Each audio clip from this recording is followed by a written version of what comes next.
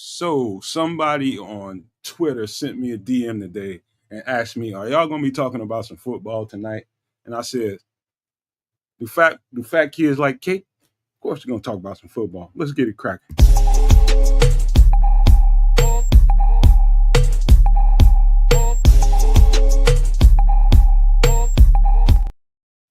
Yo, yo, yo, no maniacs, super no maniacs, and all in between. Welcome to another edition of some extra sauce. And tonight, Triple R is outside the building. Guess who tagged in for him? Tag team match. We got Coach Tripping in the building instead of Triple R, and he looks serious as hell. But before we get to all that, let me set up the show a little bit because we if Triple R missed last week, so we had to get him out of the way, man. We had to. He was like, man, Triple R, you got to be more consistent, man. We gonna get your homeboy Coach Tripping up in here to do this show, man. We were talking about defense last week, a whole bunch of. We got all in the nitty gritty into the details, and I'm gonna flip it around this week. We had shout out to my guy the Bishop that was here last week to do that, man. Shout out to him over there. And we're gonna flip it around today. We're gonna talk about some offense and a little detail, some stuff that keeps sticking out on film with Ben Johnson and the types of. It's just a couple of formations that he likes to run. We already got into the trips bunch, condensed formations. We got into that a little bit, but we're gonna get into some other stuff that's a staple of his offense. And I think you guys are gonna like it. Plus, we got some other stuff Bears related to talk about. And after we get done with that, we're going to get into the extra sauce portion of it, get into some funny conversations, quasi-serious conversations, a little bit of both. Stay away from the politics as much as possible, but we're going to have fun with that part for sure. Guaranteed. We're going to have fun with this Bears conversation as well. So without further ado, let me give a bounce pass over to Canada, my guy Canuck. Let's see what he does with the rock. Boom. Oh, all right. Canada's in the building. Keds is in the building. We got Coach Tripping in the building. Nomad's here as per normal. It must be extra sauce, right? Wednesday night doing the darn thing. Shout out to my guy, the good Minister Charles Johnson, for being in. Thank you, sir, for coming through. Big shout out to Crimson. It's Crimson was the first guy out there hanging out with us tonight. And I'm sure this collection of humanity will grow as we go through the night, as it always does. That being said, man, it's been a pretty solid couple of days here, man. We had some holiday action for you guys over the weekend. We had some holiday action for me over the past week. Outside of that, man, I've been to Halifax and back. It's been a wild couple of weeks and not a whole heck of a lot going on in football land. So we'll keep you guys hype here either way. We're going to get into the nitty gritty on the offense side, it sounds like, whereas we really got deep down and dirty with the defensive side before this, which was last week. So, hey, man, let's do the darn thing. Coach Trippin, how you feeling down there? Thank you very much, kids. Hello Hey. to the Nomad and No Maniacs. Hello. I'd like to say a shout out to all of my cohorts at Sports Chicago Style for all of their contributions, and apologies last week for Triple R as he was having internet difficulties. But I look forward to our Chicago Bears conversation this evening, and to all the No Maniacs, hello. Shout out again to everybody. Thank you, Coach Trippin, for tagging in for Triple R, man. We appreciate you for being on the show. You didn't have to do this, man, but you showed up. And I'm sorry that the invite didn't come the way it was supposed to, and we had to do some things behind the scene. That's why we're late. It's all my fault, you all. But, before we do, like we do every single show, before we get all the way into the nitty gritty of detailed conversation, we try to be human as much as we can around here and see what's going on with people as they're being human in their own lives and see about you guys in the chat, man. How's everybody doing? What's been going on with you? Is everybody healthy, happy, and satisfied with life? I'm unsatisfied, but I am absolutely healthy and happy. Go ahead, kids. Not surprising. You're usually pretty even keel. What are you unsatisfied with? What's not satisfactory? Unsatisfied with how fast my blessings are coming. I'll just say it like that to keep it very simple. So What I don't have today, let's just say, at this moment, funds are not available. But, then shout out to the No Maniacs and Super No Maniacs, too, who filled in and got me this new computer. I'm able to broadcast very clearly and very cleanly with no interruptions right now, thanks to you all. But, just trying to, everybody's in this rat race trying to make a buck, trying to make $1 out of 15 cents. And me, I'm always optimistic when I get up in the morning. I don't get up with pessimism. I don't get up worrying about what I can't do. So it's all about what I can do. You know what I mean? What can I do in 24 hours to move my ball a little bit closer to where I'm trying to go? And that's just being successful out here as much as I can be. I spend a lot of time on the internet. We all spend a lot of time on it. So what can I do for myself to help, branch out a little bit further? That's kind of where I'm at. But, we'll get there. I'm not worried about that. I'm willing to put in the work so I know the rewards will come. I would not be so upset about not being in the station in life, right? That you want to be.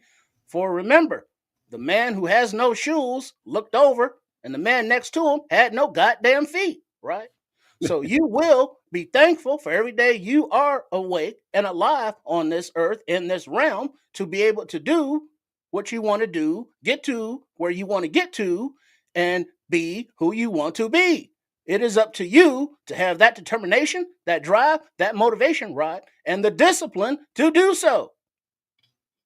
Yes, sir. I just saluted you. Damn straight, Coach Trippin. Damn straight. Couldn't have said anything better than that. I don't think I ever have. Set everybody on the right path. That's what Coach Trippin is here to do, and we're glad to have him. Shout out to you, Relentless Mikey, for coming in. Yeah, man. Nomad just generally the ever the optimist. That's sort of his standard life stance. That's generally Nomad. I'm not so optimistic. I'm much more of a Libra, which means the scales tip. Sometimes things are shitty, and I get it. Sometimes they're awesome, and I get that too. So I try to live somewhere in between awesome and shitty. That's basically my lifestyle. I was just having this conversation with my girlfriend the other day, and it was looking at something on Netflix or something. It's somebody that's going through some mental health challenges, man. And being a mental health professional, I have a certain bent towards wanting to help people that go through stuff like that, because I always will. It's just part of my life. I've done it as a professional for so long. I see stuff like that and it makes my heart bleed, man. And I'm always optimistic because I don't see, you can't do anything about what you can't do anything about. You know what I mean? So why spend all that energy worrying about it? You know what I mean? That's just the way I think about life. But trying to chop trees and cut wood to get to where you want to go to, that's just a go-getter in me, man. I just don't know how to quit. You know what I mean? I will always pursue what I want to pursue and not worry about any kind of obstacles. I'll find a way through them, around them, under them, over them, doesn't matter. I always find a way. So to live like that way with that kind of perspective, I'm like that with the Bears too, kid. So like what we're about to be talking about right this moment is why the Bears. Yeah, I was with you right up until that point. Well, check where I'm about to go with this, though, kids. Because this whole thing about we were on a high, a very strong high, after all the moves that were made, especially in free agency. Then you doubled that with the draft and got some nice picks. A lot of people happy about that. So that whole conversation about we won the offseason keeps coming up, and that was, to me, I always check the temperature of the fan base. I check the temperature through chat rooms and what the conversation is out here in the Bears hemisphere. And it is clearly that high has worn off, sir. That high has totally worn off. And the closer we get to the season, we're 10 days away from players coming inside House Hall and getting ready for training camp. 10 days. And I can feel the anxiety and the jitters. The pessimism is returning. That's what I want to say. I don't feel that way, but I'm really good at gauging the temperature. It's out there bad, big time bad. They're worried. Would you blame them? Yeah. Yeah, you would. Then the optimist speaks up. I love it. I'm glad that you're optimistic, and that's again. This is why we have a good dichotomy on this show. I'm just saying, because I would love to be the optimist with respect to these Chicago Bears, but they've got a fantastic way, almost superhuman, if you will, of punching me in the shorts, right? Like that's basically how this situation generally goes. I get hype. The off season is a beautiful thing. We win the off season. Things look awesome on paper. And then on the field, everything falls apart like the Roots album. In any event, I have a strange feeling this time around. That's not what we're going to be looking at. I think we actually have a competent coaching staff on both sides of the ball this time. And I say competent, but I mean like brilliant, right? Like these guys that we're talking about. I'm sorry, T Lions run the NFC North. I'm sorry, bro, but like, thanks for sending Ben Johnson over here. I know he's going to basically change the way that offense is played here in Chicago, and it's been a long time coming. I thought that guy originally was Matt Nagy, and the situation with him and Vic was great, and then Vic left, and things went sideways on both sides of the ball, and what can you do? Mitch wasn't the guy. But here we are X amount of years later. We have our guy. We have our coach. We actually have a wide receiver core where even in the Nagy years, that was a questionable commodity, right? I hear you, Crimson. I did. Year one, Nagy coming in, I thought he was a schemer until we got to the point where it was just sort of like the world said, oh, like, yeah, he's using Andy Reid's old stuff, and we kind of know what it looks like. Let's see what year 2.0 looks like, and it just didn't work out. But he came in bright-eyed and bushy-tailed and had an experience in 2018. He truly did. He made his impression felt. I have a feeling that Ben Johnson's not only going to make his impression felt, but part of that impression is going to be correcting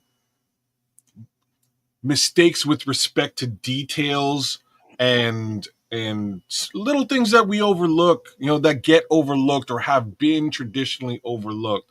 I think that's where we're going to see a major difference with the Ben Johnson coaching staff as we move forward. And that's where my faith is. I don't think we had the right coaches for quite some time. I think we do now. Well, that's where my head is. Go ahead. I understand that, Mr. Kids of the Canucks, right? But understanding that the history of this organization, the fan base of this team, have had to endure the following names in no particular order: John Fox, Matt Nagy, Mark Trestman, Rex Grossman, Mitch Trubisky, Justin Fields. Reasons and or excuses, whatever they may be, they all sucked. We have had our hearts broken, our fandom dragged through the mud, right? With no wins, no records, no victories, no goddamn Super Bowls, and it's unacceptable. I will not be happy until we see some results on the field.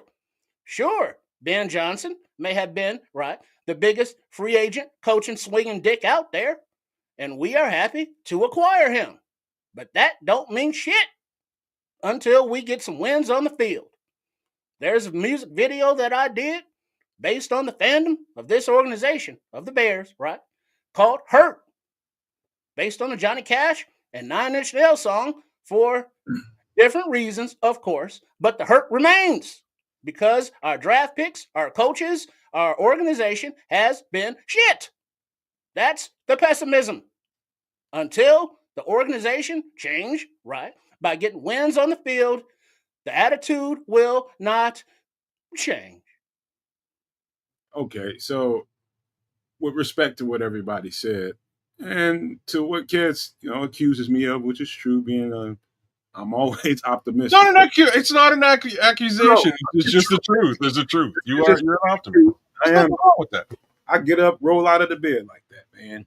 But here's my thought. My optimism comes from perspective. You know what I mean? It's all about perspective in life. I go through I've seen the same things you all have seen. The same stuff that I didn't like, and I've gone through the same emotions. But I just come to a point where, I know this, man. This is the good thing about the situation. And we're talking about George McCaskey. With all those fails, you're bound to get it right sooner or later, right? You're bound to get it right. And really, it's about your choice of who to run your operations and who can. And even Flus, as bad a coach as people think he was, the guy was pretty good at running operations and making sure that the right things were happening inside that building for the most part. And when you got on the field, for the most part, things went right until they didn't. You know what I mean? Until situational football came about and we were in close games and different things like that. Like I said it 1,000 times. Couple situational opportunities for him that would have went the other way. I think we're still looking at Flus as a head coach. That being said, I think right now, as much credit as people want to give Ben Johnson, I understand it. I give him as much credit as he deserves. And as of right now, he has no losses. But Undefeated. He's undefeated, absolutely. But the perspective that I come to this with is knowing that the right pieces are here. I feel like the right pieces are here. And now the part that we're about to go deal with right now is the basically the dredge of training camp, man. It's hard. It's extremely hard. And when you have a standard that you expect people to live by and to go about their daily lives, and especially when they're inside that building, on that field in particular, now how can you stand on those standards? You can say one thing, this is what we're going to do, this is how we're going to do it. Can you stand on it for the duration? Can you get the team to fall in line with what you have in store for them? And start with the quarterback.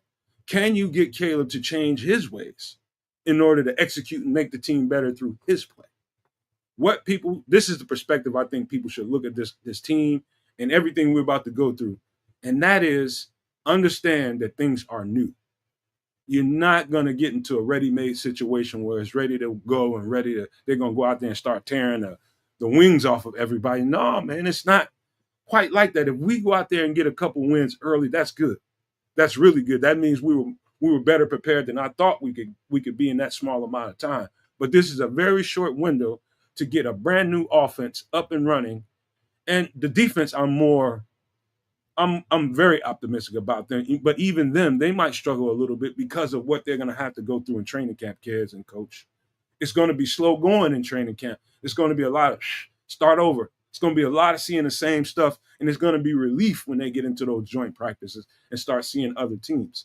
And so what people expect versus what they're going to get is, I think, in two different universes, and I've tried my best to kind of tamper down some of the expectations and let this thing have a chance to grow. Because if we start off with a couple losses, 2 or 3 losses in a row or something like that, people are going to go crazy because that's not what they expect. Oh, I can't wait. I can't wait for Coach Trippin to get to this piece here. But I don't know what the expectations should really be, and that's really where my head is this season. Ask me what I think the record is going to be, and just pick a number. You know what I mean? I have no idea what this situation is going to be with respect to the record. If I'm an optimist, I'm going to say 12 games. If I'm not super optimistic, I'm going to say somewhere much further south, right? It could be anywhere from 3 games to 12, which is kind of crazy. So if y'all expecting us to come out gangbusters and just win, that's a tough one. I don't know. I'm not sure. I would love it if we got one up on them Detroit Kitties early. I would love it if we were able to one up the Vikings as well. I would also love it if we're able to show Dallas Cowboys what's going on. If we can do something in and along those lines early in the season, fantastic. If we can't, I think everybody needs to set their bar a little bit lower and just recognize, look, this is brand new territory for everybody involved, entire coaching staff, new schemes on both sides of the ball. Who's to say that they're going to be acclimated and ready to go anytime before week 6 or 7? I'm just being real here. What I am going to say, though, is I expect games to be semi-competitive. I also expect to see situational football played correctly and less of a liability in that respect. that's really how we were losing games. We're losing games where little regular details that could have been ironed out were overlooked, and that it cost us 7 points. And that then turns into 32 points, 31 points, or whatever it is. Like it's a little bit ridiculous in that respect. But I expect those things to be cleaned up, and I think that'll bode quite well as we get into the first couple of weeks of football. Coach Strippin, what do you think? Thank you, sir. To be fair, right, it would be acceptable to understand that there will be growing pains. There will be mistakes. Guys will be out of position on both sides of the ball. But it is also understood that the precedent has been set by teams like the Texans, right? And the Commies, right? Where they have new staffs, young developmental quarterbacks or rookie quarterbacks, as the case may be, right? And they are still able to produce wins and get to the playoffs and fight for victories. Accepting mediocrity is what got us here as a franchise and a fan base in the first place, right? So those expectations need to be higher. As we have a president now, as we have a general manager and a head coach who has a league representation and respect. So we need to have this Chicago Bears team under this leadership and this regime to have that respect on the field. And the only way to get that respect is through victories, hard-earned, well thought out, well planned out, well executed victories. Well said, sir. Well said.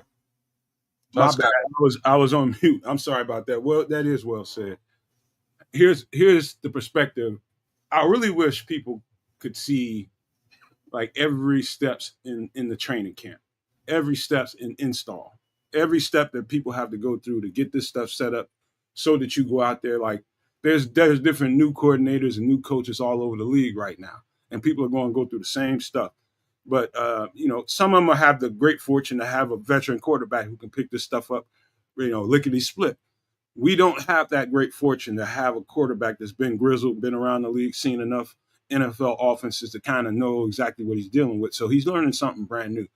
And why do I say that? I wish that everybody could see what a training camp and installing new stuff looks like and all the mistakes that come with it. They was trying to rub some of those kinks out during OTA sessions, I'm sure. You heard all the stories about Ben Johnson hollering at Cole Kmet and Caleb. There's going to be that times 100 in this training camp. Now it's for all the chips. Now whatever little mistakes that you didn't correct when you saw that stuff in OTAs and you didn't get it fixed, now he should climb down your ass for that. He should climb. It's very tedious stuff that when you're installing stuff for the first time and executing it, and everything counts now. Every single time they step on the grass, it counts. How fast we can get up to speed and get fully functional is all the duty of those coaches and those players to get and take the extra time that they need to get ready. I know it's so new that they're going to struggle with it at first.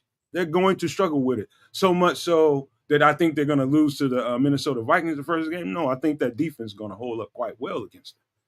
But offensively, could there be some hiccups? Yes. Count on it. Count on that. Unless Ben Johnson is way better than I thought he was. Wow. That game, it intrigues me a little bit, right? And why I say it intrigues me is Dennis Allen. So what we saw last year with the Minnesota Vikings was a rookie quarterback in Caleb Williams being presented with probably the most exotic defense case scenario that anyone could really dream up. That was what we saw. We saw that against, if I'm correct, a rookie left tackle who just came off of an injury, right? Like it was a bit of a brutal situation, and it started to make sense to him about midway through the game. Cool. I have a strange feeling we're going to present J.J. McCarthy the exact same type of dilemma. So I'm I'm accusing the man of being an optimist. I'm a little bit optimistic here in this Vikings situation. JJ McCarthy's never seen Dennis Allen's defense before. And this Dennis Allen defense is going to be a heck of a lot different than anybody else has ever seen, period. So I'm not sure if he's going to be anything near ready for it. I have a strange feeling he just flat out won't be. And I think the defense is going to eat him alive. So the question then is Caleb Williams up to snuff, and is he ready to manage and play against that Brian Flores defense? And what I'm also going to tell you is, yeah, he was ready last year. It took him half a game to figure it out. But after that, he had it figured. Oh, what did you say? Ben Johnson's our head coach? Well, snap, he kind of has the Flores thing figured out too. Right? So I'm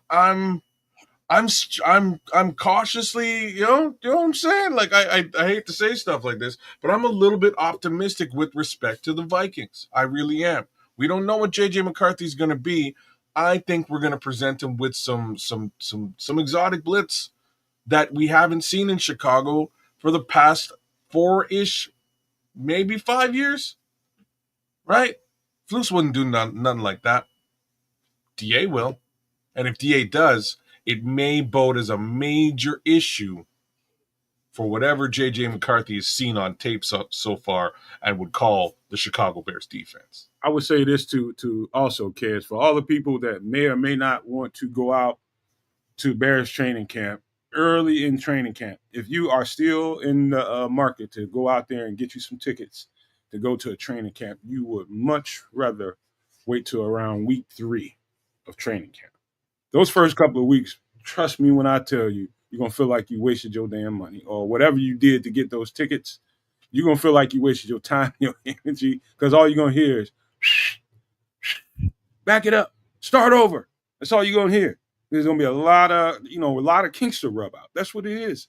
I was talking to one of my teammates about it, that people, I encourage people to go and watch it if you can. You should go out there and watch a training camp and show it, just so you can get in perspective how tedious the training has to be. And this stuff is very, like, I'd hate to be on the defense right about now and watching them work through those kinks, because you're going to be standing out in the sun with your hands crossed, your feet crossed, like waiting for them to back it up and coach go out there and give some more instructions just so you can get another look. You know what I mean? It's going to be very tedious. So anybody that wants to go and watch that camp, if you have options and you can go early in camp or later on in camp, choose later. Trust me, you'll thank me for that later, because there's going to be a lot of negativity going on around this team early in camp, and you're going to hear about it from the reporters. You're going to hear about it from people who attend camp. Some of these podcasters that are going to be there, they're going to tell you all kinds of negative stuff, and they're not going to really understand why. They just came out there one day and this is what it looked like. They won't understand and have it in perspective. I'm telling you why. Because it's hard, especially in new offense. It's going to be hard. It's going to be hard to watch at first for about a week and a half, 2 weeks maybe. But that third week is where you want to be, because they should be somewhat up and functional by that point. Are you thinking, will one side be more hard to watch than the other? Oh, for sure. Offense. You think the offense will be harder to watch? Absolutely. No question about it. The offense is going to struggle in camp at first. There's too many new pieces. The offense is new. Caleb is in his second year. Ben Johnson is trying to figure out how to work with those pieces, seeing what works and what doesn't. The playbook is in development as we speak, and will be in even more development once they get on the grass and actually going through the live stuff. Yeah, it's gonna be hard to watch the offense at first. People are gonna be negative about it. I'm just telling you that. Before I give my remarks about the team, I would like a small tangent, if I may, right? And that is to President Warren. Please address the situation with the preseason camp off-season tickets, right? Before, in Platteville, Wisconsin, north of the Cheddar Curtain, when the Bears used to hold camp there were plenty of tickets because it was at a college, right? And down in Bourbonnais, there were plenty of opportunities for the fan base to see this team up close and personal. But now, with the camp here at Hallis Hall, the restrictions of numbers of fans, right, that are available is greatly reduced, and the free tickets are gone in 10 minutes. And then these a-holes on the secondary market sell the free tickets to the fans that have no alternatives and are willing to pay. Don't be one of those a-holes selling free tickets. But they will be. Trust me when I tell you. Because of the almighty dollar, that's understood. Now, as far as the team goes, as long as we play, or they play, right, 3 phases of football. That means when the defense gives up a touchdown, the offense picks them up, and or the special teams puts the team in a good position to stop the other team or score it themselves. As Coach Hightower has now more pieces with all pro returners and more speed overall, right? The special teams has the opportunity to be the glue piece for the offense and the defense in the beginning part of the season till they get over the learning curve and their humps. Yes, sir. Well said. Let me say this one thing before we move on to the next subject, unless you guys got a follow up behind this. Here's the good part about all that negativity I just gave you all about how ugly it's going to be early in camp. The good thing about it is you hope for those struggles. All of those are teaching moments. Every last one of them, as tedious as they are, if it's easy and it's no problems, I'm worried. But I have enough experience on the grass to know that you need those struggles in order to get where you want to go. I've been on the dark side of that tunnel. I've seen the light too. You know what I mean? And it's all hard until you get to that light and you start getting that success that you're looking for. You're starting to see consistency. You're starting to see what it was all for. And so all the people, again, King Booker, if you worried about not getting the ticket early, don't worry about it, man. It's going to be some people that's going to go out there early in camp. That's going to be they're not going to be infatuated with what they see out there, and they might have other tickets they might have up for grabs. You'll see some opportunities to get some late camp tickets, man. Take advantage of those ones. That's the stuff you want to see. Once the oil and the infrastructure is all oiled up and moving right, the conveyor belts are rolling, the machines are moving flawlessly together. Everything is in symmetry a little bit. Later on in camp, that's what it's going to be. But early, I'm telling you, that's going to be some bad stuff to look at. Just telling you, offensively, it's going to be rough to look at. Just wanted to say that. Any more thoughts on that before we move the communication channel to something else? Go right ahead. That's it. All right. So, Coach, you got anything else? No? Okay. Good to go. All right. So, it's a lot of talk, and let's start with this one. Bragg Biggs is, and I'll quote, he's reporting, and this is a quote. He says, quote, keep an eye on Marcus Williams, safety he's a free agent now, but last played with Baltimore. He's a guy I have been keeping an eye on all off season. And I said to myself, and maybe on the show or two recently, that he was one of the guys on that list. Matter of fact, let me just pull it up right now so you guys can get an actual look at who Marcus Williams is. Give me a second because my mouse is dead. Turn it back on. Pull up Marcus Williams here in a second. But yeah, he's a guy that, Brad Biggs is starting to become, or if he's not already with a lot of people, he's becoming a newsbreaker for the organization, I would say. But this is Marcus Williams, last played with the Ravens. He's a safety. He's about 6'1". I say anywhere in the neighborhood of 200, 205. He's a nice, solid safety. He's a ball hawk. A little background about them is they basically had a safety merry-go-round going on in Baltimore. They had Eddie Jackson. They brought in Marcus Williams. Marcus Williams has been there for a couple years, I believe. Brought in Eddie Jackson. They were just exchanging pieces. They had Marlon Humphrey playing safety at times. Marlon Humphrey's a corner. So Marcus Williams, he kind of played himself out of the starter role there.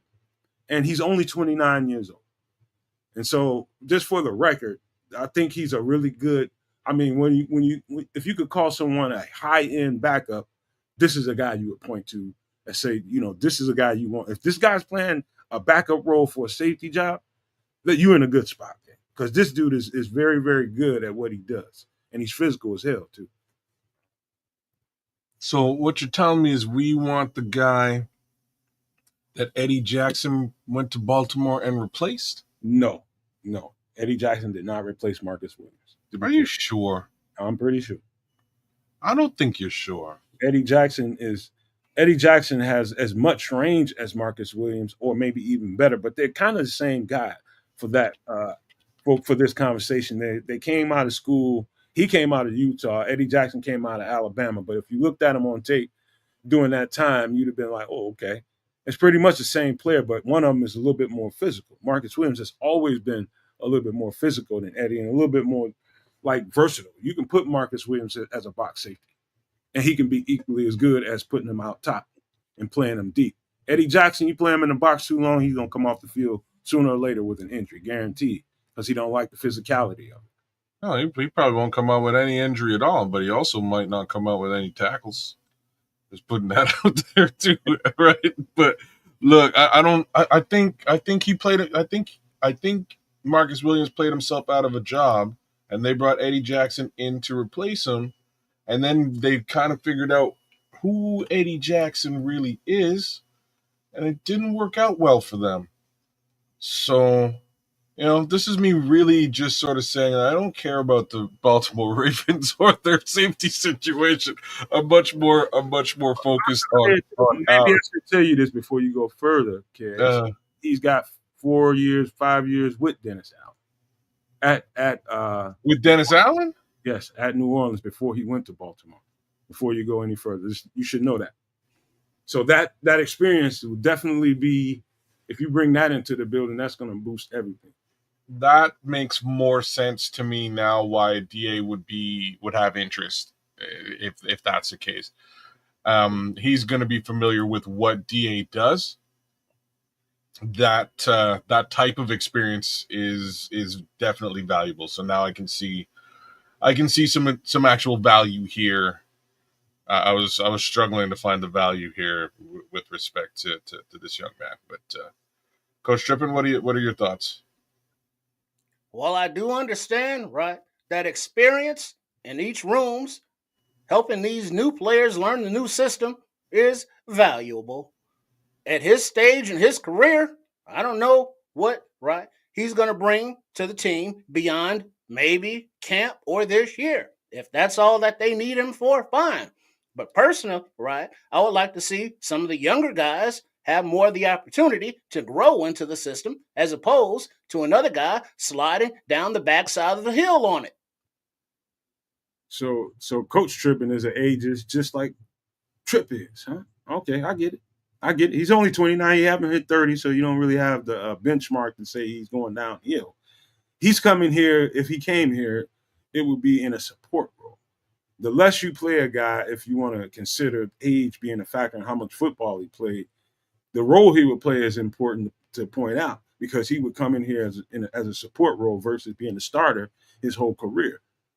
So you don't have to put the wear and tear on his body as much, and that makes him a little bit more valuable for that. Well, if he was a big free agent or a starter, right, and he lost his starter position, and now he's going to be relegated to a backup spot or special teams, that is the definition of downside of career. Well, he lost his starting spot to number 14, who's on all-pro safety now. And why do we want somebody who can't keep a starting position? We need higher expectations for this team. He's not going to be a starter. I don't know if you heard that. Why is he still a free agent? Because he's asking for a little bit more money. I'm about to say exactly. That's exactly why. So he's coming off of a $70 million contract with the Baltimore Ravens. $14 million on average is what he's making. That being the case, that's very likely what he's trying to make this year too. Well, but we can't afford that. Yeah, that's where I'm going, Coach. I don't think we've got that kind of paper floating around, especially with respect to a safety. A backup safety at that. Yeah. If we're talking about 14 mil, I would really hope there's two other letters besides an S involved, and it's either R&B or D&E. So here's the thing, Kez and Coach, to consider. It's new defense, new structure, man-to-man versus zone. Underlying man-to-man versus zone. You got guys on this team that are used to playing zone coverage, got a taste of playing, a high volume of man coverage doing OTAs with the pads off. When the pads are on and when everything is on the line, having this guy still sitting out there in free agency would be a blessing if there are guys on this team that are not adapting very well to man coverage versus the zone coverage they were drafted and brought to Chicago to play. Some of these guys have been here for a couple of years. We only hope that most of these guys can play man-to-man as well as they can play zone. But if they cannot, I bet you one thing, nobody will be negative about this addition if they have to go and grab them later on. Because you see guys being toast out there on the field, and you be like, we need to make a move. You start hearing stories about it from training camp. Guys getting toasted because they can't, get with the format. This is a new format, a new way of playing football for some of these guys. Like Terrell Smith. He comes from a very, very high zone. I mean, they played more zone than a lot of teams in college football, probably besides Iowa, but Minnesota played a lot of zone coverage. We played a lot of zone coverage when he came to Chicago. He's accustomed to zone coverage. There's only a few cornerbacks we have on the team that's really, really used to a lot of man coverage, cornerbacks and safeties. And so the transition from zone to man-to-man coverage is going to be a trial-by-fire process. And we're going to find out some of these guys, if they can cut it or not. I think that's the important part we should remember. On paper, it seems like we have enough guys. And until they put the pads on and we see what they have to do, play in and play out, we don't know that yet. We think we have the guys, but we don't know. Tough. All right. Well, we will have to see what DA thinks as we move forward into truly evaluating that secondary. I know we don't have a lot left in the purse. I think we may have a fair amount more by the time they whittle through that, whittle down from 90 to 53. I think they'll still wind up shaving some money here and there. But for all intents and purposes, I think the secondary would have to be really hurting in order for them to make a move like this with Marcus Williams. And I will finish up by saying, right, the only way that they make this move for Williams is if they are literally injured, hurting in the secondary at that position group. Well said. One person that, this is going to sound strange coming from me because of how much I love this player. But one person I want to see how he handles the volume of man coverage, and that's Jaquan Brisker. He played even at Penn State, he was, they moved him in, they moved him out. He played a lot of extra linebacker at times. He was such he was like a wild card in that defense. He just was everywhere. And man-to-man coverage at times, usually when you seen him at the line of scrimmage, he was coming. But man-to-man on a running back, man-to-man on a slot receiver, man-to-man against good NFL slot receivers and good NFL running backs, I don't know, on a regular basis, he's seen the volume of that he's going to see with Dennis Allen inside this camp. And so that is as high as I am on Jaquan Brisker, I know he played a lot of zone coverage. And he was playing in the box a whole lot, doing a lot of blitzing, which would be very valuable. But if he can't tack up and run with a really fast running back down the field, it's going to get found out in camp. It's going to get found out in camp on a lot of guys. We're going to find out if you can run with these fast running backs. Well, the question is, looking back to the example, right, that Brian Urlacher moved from safety to linebacker. What are the odds that maybe a Hippolyte, right, linebacker who runs a 4-3 can be moved to a hybrid safety? Or Terrell Smith can be moved to a hybrid safety, or so forth and so on. The versatility of positionality is still to be determined. That's the beauty of having those pieces is you got flexibility. You can do things that, on paper or on film you haven't put on display. So You go stick a couple of those guys out there, and you might assume that he's going to do this, and he ends up doing that. That's what versatility comes in. I've seen Marcus Williams play some really, really good football, and recently, you know what I mean. So he's lost nothing. He's lost nothing. He's got a lot of game experience, and I would just to close this up. I would love to see him as an addition on this team if need be. I would love to, but I want to see what these guys got first. We're gonna find out real quick once those pass come on. But we'll see. Hopefully, Marcus Williams is still out there. But there's another conversation being had out here, and this one I really like, and that is there's talk about signing this guy as an edge rusher. I love me some Matthew Judon. Absolutely love him. This guy is he just gets it done because of the organizations that he's played with most of his career, and that's New England. He played in Atlanta for the last year, I believe. Yeah. But he's been in New England pretty much his entire career, and this guy brings it, man. He is consistent as consistent can be. You're not gonna complain about getting a pass rush from the other side with this guy on the team. The question is, how much is he going to cost? I like this situation with Matthew Judon as an addition pre-camp or somewhere during camp a lot more than I like getting into a big old money situation with Trey Hendrickson. Even though I wouldn't be mad at that, this option I would prefer more than the Trey Hendrickson. I mean, why? Because now you're getting into a long-term situation. Because you're not going to rent Trey Hendrickson for a year. This would be a rental. Well, so why you want to rent though? You might not, but you have the option. He knows he's coming in here looking at a year, maybe two if he's blessed. I think. See, and this is my headspace. I think we have 4 rentals right now, maybe 5, possibly 6 rentals. I think we need to just, as they say out there with the sayings, I think we just need to shit or get off the pot and get the guy that we need to get and get that guy and put him in place and do it. That's my thoughts with it. We looked at Matt Judon last year. We were about to put money in his pocket. He wanted the money, but he wanted to be in Atlanta more. Decided to go to Atlanta. He didn't have a great showing in Atlanta either, just to put that out there as well.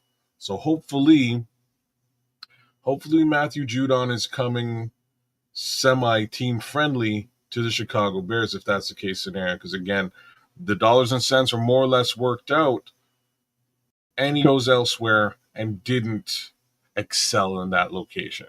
Well, let me add something to it, Kaz, because this is important to the conversation. Talking about the difference between Trey Hendrickson and Matthew Judon. One thing we've said over and over again, talking about Dennis Allen, is he loves versatility. Matt Judon is 6'3", somewhere in the neighborhood of 160, 165 pounds, maybe about 162, somewhere in that neighborhood. Not very big, right? But I've seen, especially his early days at Baltimore, I've seen this guy kick inside and go D-tackle. I've seen him do that. There's no record that I know of whatsoever of Trey Hendrickson playing interior.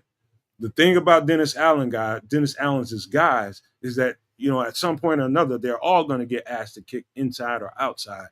And you have more versatility with Matt Judon. I can make that case because I saw it on film. This guy is a little more versatile than Trey Hendrickson. Will Trey Hendrickson maybe end up with more sacks if that's what you're worried about? Then maybe so. I'm worried about because you got to play the whole game, not just third down. This guy is a better football player down in and down out than Trey Hendrickson. I think you're wrong in that statement, but I'll agree with you with respect to position versatility, right? So maybe he's more position versatile than Trey is.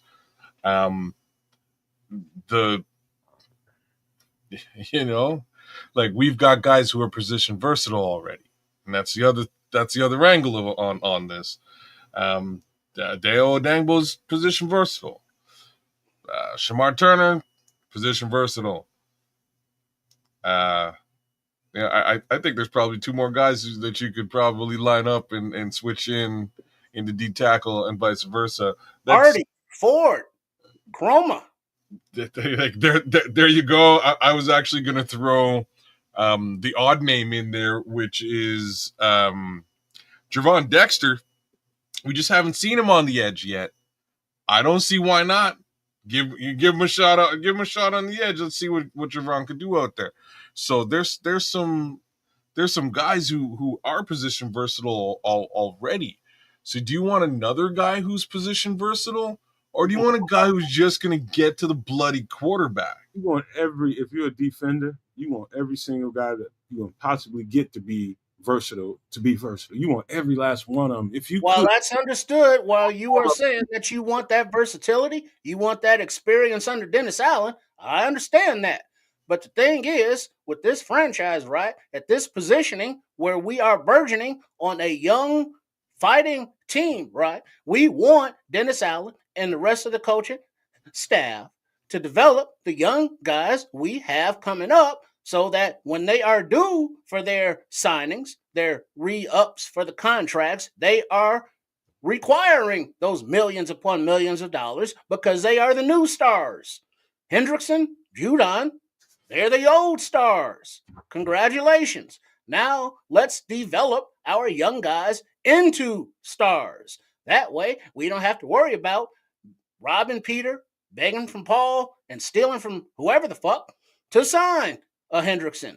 We don't have to worry about having a aging Judon for a year or two, blocking the runway and development of one of the aforementioned defensive ends, edges, and/or defensive tackles.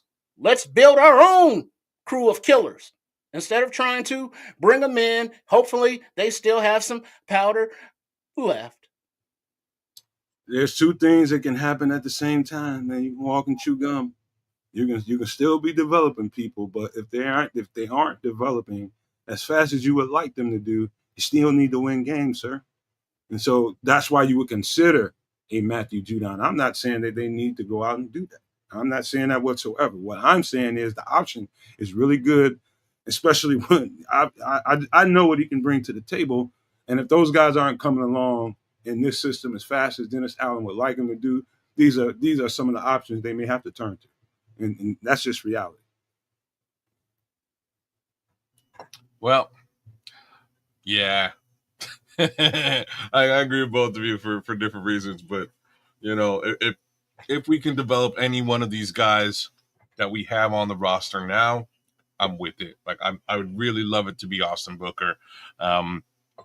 If Dom Rob, just like Paul is saying here, if Dom Rob could sort of step up and step into this role finally, if he's now figured out a couple of tricks and put them in his bag and he can use them on the field, more power to them. I'm just not sure, I'm just not sure we're there yet with these particular players. We may need another stab at that next season when it comes to the draft. Same token, if you go and you get somebody like, okay, all right, now I'm smelling what you're cooking. Okay, so like if you get a Matthew Judon as a rental, you can let go of him once your draft pick has developed, right? Trey Hendrickson is a long-term go. He does solve the problem, but he solves it at a mercenaries price point. Yeah. So it's a bit of an interesting quagmire, for lack of a better word. I think it was a good word. Giggity. I didn't expect that from the coach. These are just options, man. This is just conversation that should be had. This is a guy I've thought highly of him since the day I saw him in Baltimore. He just stuck out to me, and he's always stuck out. And may have had a down year in Atlanta. Anytime you're doing something with the new team, with a new coach for the first time, you might not look like the same player, and people will frown upon that. I get that, but this is a very good football player right here, and it's nice to know that if need be, we can reach out and touch somebody to get to him if we need to. We go through this camp and we're not seeing what we need to see. Hey, I'm with this move if they make it 110%, straight up. But that's that. Any other thoughts on Matt Judon? Go ahead.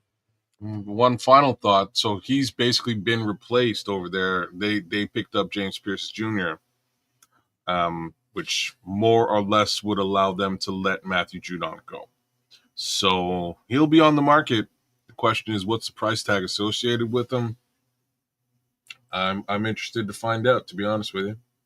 See if I can find some numbers on that.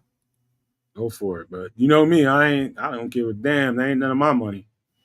I don't give a shit. It's less of a question of like, it's just a question of whether we have the kind of look. He was asking for good money last season. Is really where I'm at. He was asking for good money. Ryan Poles put the money up, and he said, "Okay, well, so did Atlanta. I'm gonna go where it's warm." And then, you can't blame the guy from a weather perspective. Go do your thing. I think there might have also been some tax, some tax considerations there too. End of the day, you have a down year after taking that big chunk of money. Are you going to expect the same kind of money? I hope not. And if he's not, then he's worth a conversation. That there gives you that's the beautiful thing about and on both sides of the coin when you're an administrator of an organization and you can use that as leverage. But as a player, that sucks because you know damn well you're better than what you put on the field, but you're gonna have to take the best offer you can get at that time because your last performance is your resume. That's it. Bingo. And that's exactly what I'm trying to say is if we were going to throw him 10 mil, and I believe Ron C's put it up there, 8 to 10, I think the number was 10 mil last season for a 1-year deal is what we were looking at with Matthew Judon. Actually, I think Poles offered him 2, but he took the 1 in Atlanta because of the weather. And I believe he might be from Atlanta. I think that might have played into it in some capacity too. In any event, if you're getting him if you can get him for less than 8 mil, I think you might want to kick tires. I think it's a hell of a look for us, man. I would say, give me 1 second. I got to return the text. Yeah, I would kick tires for somewhere in and around $8 million, maybe a little bit less than that. I think that's worth a call, worth a conversation. And they were pretty close last time around. It's definitely warming them Atlanta strip clubs. The Scrolls would definitely know. I've been in 1 or 2 of them, man.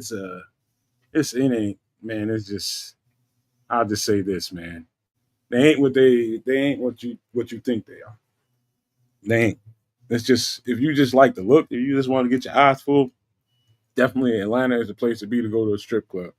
But if you're looking for some, nah, man, it's just pipe dreams, man. Unless you caked up with a whole bunch of money, and then it ain't worth it at that point because you don't know exactly what you're getting into. So, all right, y'all ready to get into some nitty gritty football stuff? Because I said that we were going to talk about the offense a little bit. You know what? Before we get into that, this is one thing I forgot to do the other night, kids. We were talking about that, and I was trying to get us out of there at that 2-hour mark so hard that I forgot to bring this up. And that is the last running back position battle. We didn't get a chance to discuss that, man. And I do believe this guy that's at the very front of this picture, Ian Wheeler, Deion Hankins, those guys are all in the conversation. The guy that's not on here, of course, and everybody's just automatically booking him in as it's going to have a spot on the 53, and that's the kid from Rutgers. People have to remember, man. People have to remember this. And I'm not saying that any of this is going to happen, but 7th round picks, history with 7th round picks ain't always the best thing in the world. When you get drafted in the 7th round, it's a hit or miss situation for you. In a camp, people can think as much as people think of that running back as the fan base does right now, and him still not make the team is possible. I don't think so, but it's possible. I think he's good enough to make the team, but we don't know exactly what's going to happen. Anything can happen, but for that last spot, you're talking about a 4th running back role and maybe a practice squad role. You're talking about Ian Wheeler. You're talking about Deion Hankins. Now, here's the split difference between those two. Because Deion Hankins is about 230, 235 pounds, somewhere in that neighborhood. We don't have a fullback on the roster. That's one thing that I know for a fact hasn't been discussed around the podcast world in our universe. Could they be looking at him as like a fullback? Because somebody asked Ben Johnson about that. What do you think about fullbacks? Do you think fullbacks have value on the team? And his eyes lit up and he said yes. But we don't have that particular player in name as a fullback on this roster yet. Could Deion Hankins be looked at as to play that particular role? Good question, right? It's a good question. I'm doing this all a favor, and I'm scouring the Detroit Lions roster to see if they have anybody with the letters F and B in front of them, and I don't see one. So I don't suspect they're going to roster a fullback at all. We don't know yet because they haven't. They haven't labeled one yet. You have to look at the running back room, right? Who is in there, and what size and shape are they? As Ryan Poles once referred to about wide receivers, I believe. But if you look at Swift, who are the Swift clones, if you will, that would be Ian Wheeler. Whereas Roschon Johnson, right, the more stout of the backs, maybe quote unquote short yardage, would be more of a Deion Hankins comparable. Whereas the odd man out may not be Monangai, but if any of these Hankins, Wheeler, or Monangai can play special teams, right, Travis Homer, who is listed as a running back, but is primarily a special teams player. So if you want to look at the running back room, look at actual running backs who can contribute running the ball as opposed to just special teams. So if either one of these young guys can do double duty with that, Travis Homer, right, may be the odd man out. I highly doubt it. But if he is, he is. But Travis Homer brings so much value on special teams. But here's an interesting thing, fellas. This would be a trick up my bag if I was a head coach, because as of right now, teams are like Minnesota is gearing up for us right now. They're game planning on the side while they're setting up their training camp. They're trying to game plan and trying to figure out what they want to do to us in the first game. As of right now, they don't see a fullback coming at them. They don't have a fullback to prepare for. As of now, as long as you can keep in the bag that Deion Hankins per se is not a fullback, you got a team that's unprepared for a fullback being. You have to prepare for every one of those positions.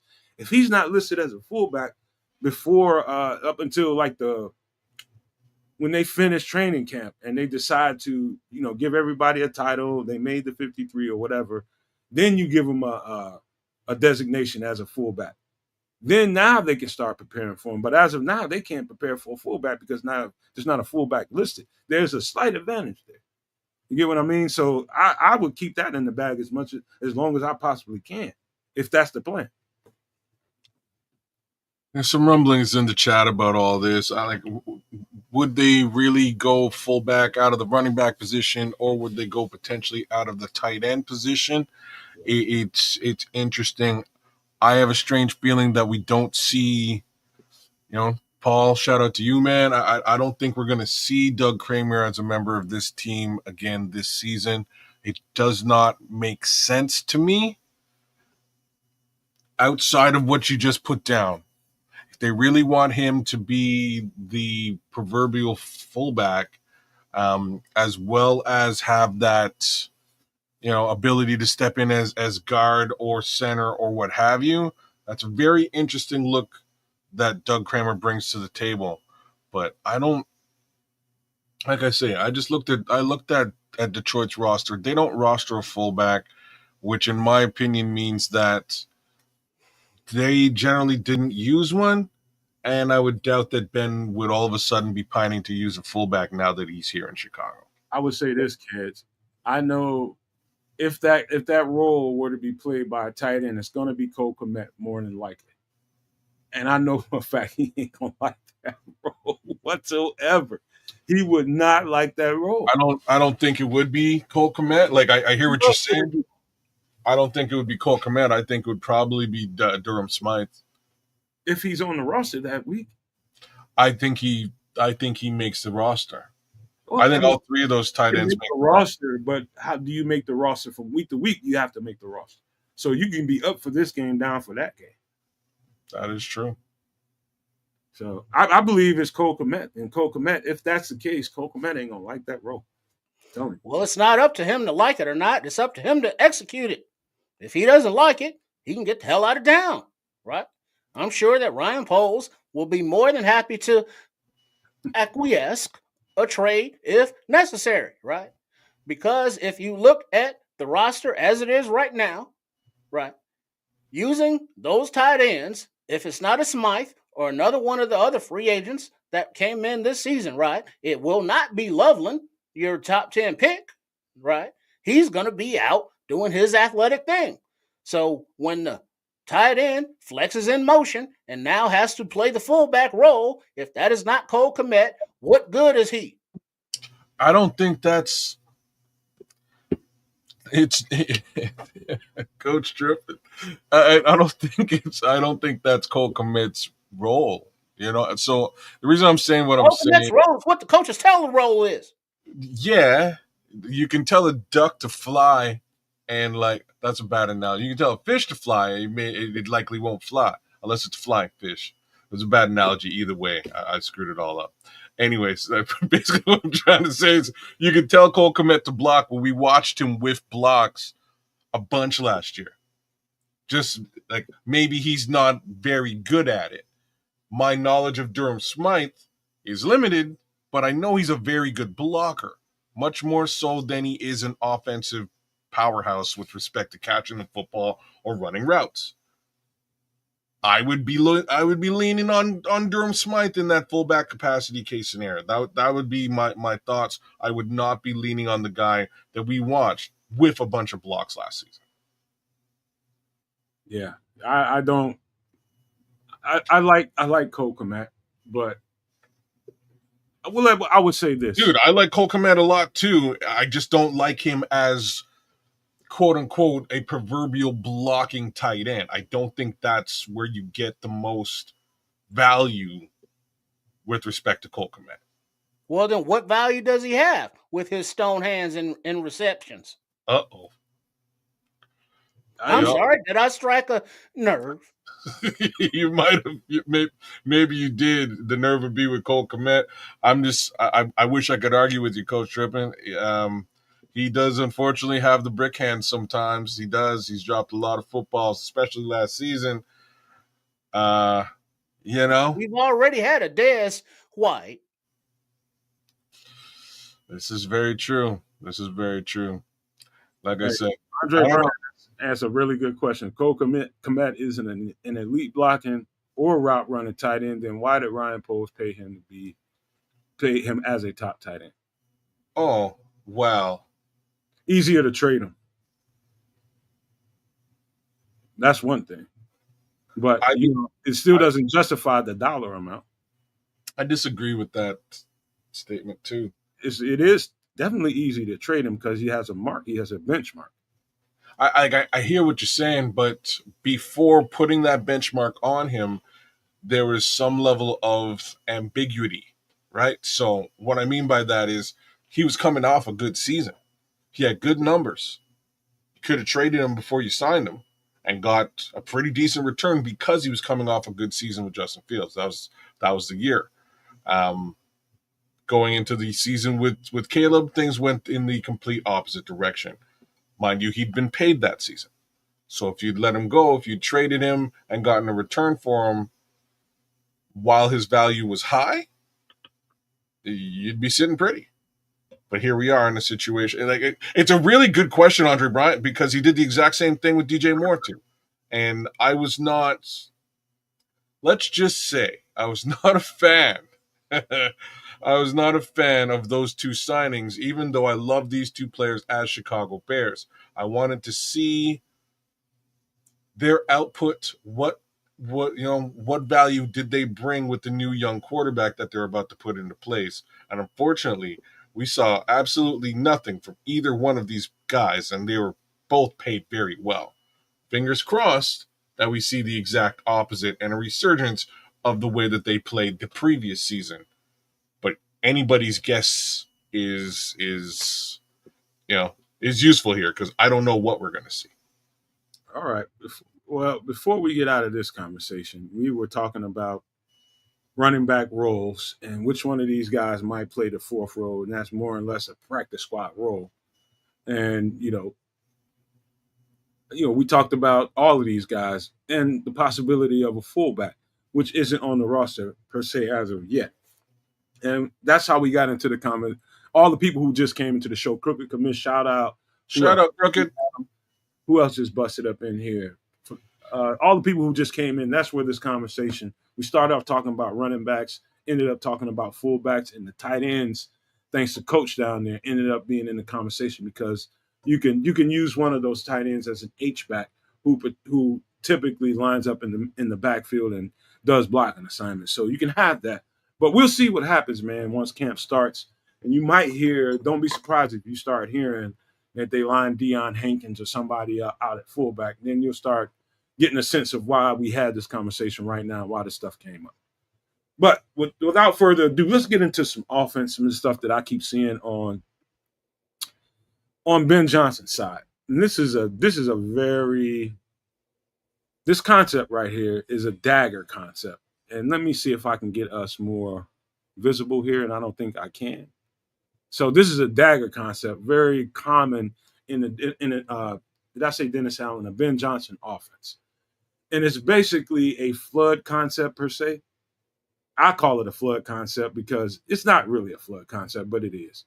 When you got two receivers, you're talking about the Z receiver and the X receiver lined up in the twins formation with one running back and like that guy that's lined up as an F kids and coach that you see going across the field and lining up like it's like he's setting up the block on this assignment, right? That could be either a fullback, that can be a tight end. They have an F on here like he's lined up as a fullback here. But that can definitely be a tight end in this personnel. And so if you count them. Is that because Cole Kmet's going to say F making that block? Funny, man. That's cute. I had to do it. How many blocks did Cole Kmet miss last year, right? A lot. So in this concept, these concepts are this is a very common concept in the NFL. Very, very common. Pretty much every team in the league has this concept. How Ben Johnson likes to use it out of trips and bunch formation. In this situation, it's in a twins formation. This is very, let's just say when you have two receivers on one side running similar routes, when you have a deep over, like a post concept, that's the Z running that post concept with the X crossing right up under him, that's the mesh point. That's the design of this is basically set up to put a particular player or two on the defense into conflict and make him make a choice. So say if this was in man-to-man or in a zone, I've seen different players get in conflict on the backside of that defense from this concept in particular. Any thoughts on what you see here before I go any further? Anybody? Well, looking at this play, between the F and the Y, if it has to be between Kmet and Loveland, the Y will be Loveland and the F will be Kmet. Yeah. You're right. You're right, Coach. Based on what we have on the roster, that is right. But go ahead, kid. I was just saying this is where the Y sneaks out. Putting him clear into the center of the field is one aspect of it. He's going to be a safety blanket for Caleb Williams, but don't be surprised if somehow they sneak him out deeper than that. Right, that's my thoughts on it. The other thought on this dagger formation, I think we're going to see it a lot more in bunch on the left. I'm gonna get to that just in a second, man. You're gonna like what I have coming up next, but why this formation in this particular player is particularly dangerous because you have action, particularly it looks like look at what the Y is doing. The Y looks like he's going in the direction where these receivers are headed up top, talking about the Z and the X. And everybody's flowing this direction because of the Z and the X. And now the Y is looking like he's heading there, but then he sits down right behind the nose guard for a dump off, right? And you also have the running back going in that direction. And so you're already going to occupy the corner here. Why? I have never figured out why they call this concept a dagger. They called it that when I was in school, but I have not figured out to this day why they call it a dagger. And you think about a dagger, you putting a dagger in something. And so this is why I think they call it a dagger. And I've seen on film the X receiver. The X receiver is a lot of times that is Amon-Ra St. Brown. So that will be DJ Moore. A lot of times.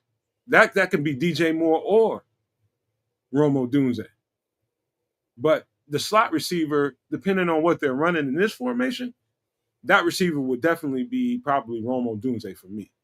X would be Romo Dunze for me. I want DJ on that long pattern to take the defense off. He's got more speed. You know what I'm saying?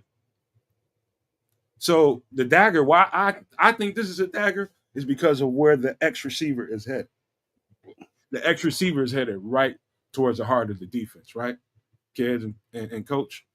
So put the dagger right in the heart of the defense. This is where that ball should be going. What he's sitting right down in the middle of that thing and throw the ball to him. I've seen over and over and over and over again this concept and Ben Johnson get out of a 3rd and 11, 3rd and 12, 3rd and 13 because he's got the X receiver sitting right down in the heart of that defense and he puts the dagger. Any thoughts here? Well, that X receiver, right, would be in the wheelhouse range of Caleb Williams that he should be able to hit comfortably while the Z clears everybody out deep. And then also, don't forget that Y, while he is checking up behind that nose, he could always run a double route and go a little deep down the seam. So the possibilities are endless. This is the stuff I like to talk about, is because look at where the W and the M are set up on the defense. The W being the will linebacker and the M being the Mike linebacker. Those guys are on a chase based on their alignment. If this is a man coverage, they have to chase. That linebacker has to get, if this is DeAndre Swift coming out here on this into that flat, he is gonna if that linebacker is not there on time, you're clearing him right out is what you're exactly saying. the clear out is there. And if that linebacker is not on time, DeAndre Swift knows that if there's clear on that side, he's gonna already know that's an option to turn that upfield on the wheel route.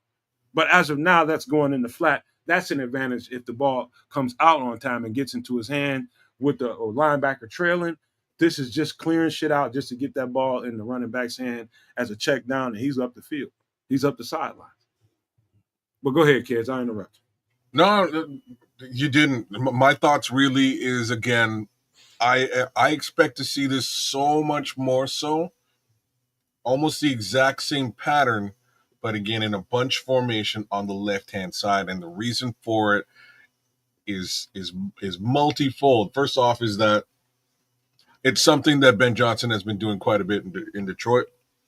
And you get that X route being Amon-Ra St. Brown normally. In this case, I would think that, like what we're looking at, yes, probably Romo Dunze as opposed to DJ Moore.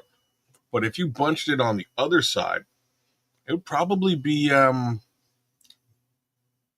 Luther Burden. It could be any combination of guys. Mm-hmm. Imagine if you threw Luther Burden in there as a tailback in this play. Interesting. But look at don't forget the F person on here that's going all the way across the field. That's going to be a mesh concept. The quarterback is going to fake the handoff to him, and he's going to go over there and block and replace the tight end who's going inside on a route. He's going to go over there and block and try to contain the edge over here, or if the cornerback comes on a blitz, the safety comes on a blitz, he's there to contain. So this dual purposes of a concept like this. This is really good for pass pro as well, because count, kids, how many people do you have on quasi on the line of scrimmage? You have one, and the Y from left to right. 1, 2, That's 7. 4, 5, 6, 7 guys on the line of scrimmage. So it has a dual purpose for pass pro as well. That's why considering it all, you could also chip with the running back as he's clearing out, right? Like if you really needed to do so, if somebody was screaming, if the edge was screaming in behind the F, if you will. All right. So like I like this formation. I like the dagger formation. I do expect to see them doing so much more out of bunch on the left, just because the major reason why is because it would free up Colston Loveland to go deep. Like that's sort of the difference. Everything would look the same, except instead of sitting him in the center of the field for the check down becomes the running back in the flat, and Colston Loveland goes right into the center and then sneaks out deep. So kids, had your average football play. Yeah, I'm talking about your average football play from team to team has a basic 5-man protection concept: center, guard, tackle, 5 people. In this concept, it's dangerous because you have 7 people that could possibly be in pass protection and 4 people out in routes. But most of it going to one side. Mm-hmm. It's gonna basically flow the defense that direction. And you still got DJ going, trying to take the top off that defense. That's there if you want to throw it. But the clear out possibility for the running back underneath, and maybe even if you got nothing else, drop it off to the wide side end. It's difficult to stop, especially I think defense. And when I look at this stuff, I hate it, especially when we're in zone concepts. This will tear a zone concept completely apart and have the defensive players fighting on the field. Literally. It's tough to deal with. Especially in zone. Man, it's a little easier. If you get beat, you ain't got nobody else to blame it on, right? If you miss an assignment, you ain't got nobody else to blame it on. So this is tough, but this is a staple of a Ben Johnson offense. Twins to whatever side or the other, with the clear out for the running back drop off or the deep pass over the top to number 9. I forget his name right about now, Williams, I think. But this is dangerous, right? This is dangerous stuff. But where we're gonna go is where kids a couple times almost took us there, and that's basically flipping it to the other side. Well, this is not flipping it to the other side, but it is. It's flipping to the other side out of a bunch formation. Okay, same side, but out of a bunch formation. And this This is a flood concept. This is very. If I had to think of like a particular play besides a cornerback taking me on an over pattern all the way to the end zone or something, like having me run 60 yards, this is probably the most difficult play to deal with. A flood concept. Basically, you're sending all the traffic onto one side of the field, and they're all running the same stuff kind of in layers. And so you can go from one layer to the second layer to the third layer. All of it, all it needs, kids and coach, is for one player to get a little bit off leverage or a little bit off assignment. And from one to the third level, or the guy that's going all the way over across, this is usually, I like when they set this up and St. Brown is over all the way up to the far side where Ben Johnson is. Yeah. I was just going to say that's usually where Amon-Ra St. Brown sits, and he gets that clear in route, right? He just loses whoever the cornerback is, comes in a crosser, and winds up wide open in the middle of the field. This is dangerous stuff right here to a defense, especially if you got a team. And like, I can't tell you how many times I've seen this concept watching Ben Johnson on film on a 3rd and 12, 3rd and 13, guys. And he gets the first down. Think about the conflict that you put the guys in. You're talking about from the second to the third leg of your defense, from your linebackers to your safeties and corners. Think about the conflict that you're putting them in, having all these guys running stuff over to the side. And the running backs coming over here. That is true, because if you're running a zone on defense, right, that means there are only so many people for so many blades of grass. And you have outnumbered them with receivers. And if they are running man, right, each one of these routes can be a man beater, given that the quarterback of Caleb Williams has protection and time to see the field. It's a flood. It's basically flood right. That's how I read it and see it. That's how it came to me when we were studying this stuff. It's flood right. That's the call, flood right. And you can't really necessarily call that pre-snap. Unless you know something that somebody else does and you saw on film, one of the linebackers or a DB might call it out, a safety might call it out. It's flood, flood, flood. And, that's what it is. But then flip it. Flip it. That's the beauty of the simplicity of what Ben Johnson does. How dangerous it is for him. He does this, throughout the entire game. All game long. He's just running them from one side of the other to the other. Just running them. Just running them. And they get used to, you get a certain muscle memory during the game. You get used to seeing certain stuff. You hear Ben Johnson say those words, we make the same stuff look different, right? Or something like that he said. This is a perfect example of it. Perfect example of it. Put whatever player you want to put in any one of these positions. He did this one. You just got through looking at a bunch formation that's going to the right side and flood. This he's doing out of a spread formation, which he gets in and out of all the time during the game too. He's in the bunch. He's in the spread. But this is a flood concept going a totally different direction. So he's spreading them out, attacking them the same exact way, making the same thing look different. And what would you do at the X? You put Odunze, right? And then at the A, maybe you have Luther Burton. Mm-hmm. At the Y, you put Loveland. And at the Z, you put your DJ Moore. You got it. You got it, Coach. That's exactly what you do. You line that personnel up and you get them, you make them real. You run the same play three, 4 times in a row. Right? And exactly. You just give them different looks. You get them mad at that low crosser, right? With Colson Loveland and what kind of speed he can put on and how much separation he's going to get from whoever's trying to cover him. You nail Rome Odunze deep on one of these. There's so many things, so many different things you can do here. And then you flip it from the exact same position. Don't change the man. You just flip the angles in which they're running their routes. A coach, you said why out deep. Hey, Kez, a coach who is really rich at quarterback, it has some time spent with him, and really has run these plays enough to where you don't really have to tell the quarterback what to do and how to do it from play in and play out. For me, if I'm coaching Caleb Williams, at some point I'm gonna teach him to train his eyes on the X receiver that's going the deep over, right? On the left-hand side, he's going all the way over, up top and over. He's going basically deep corner.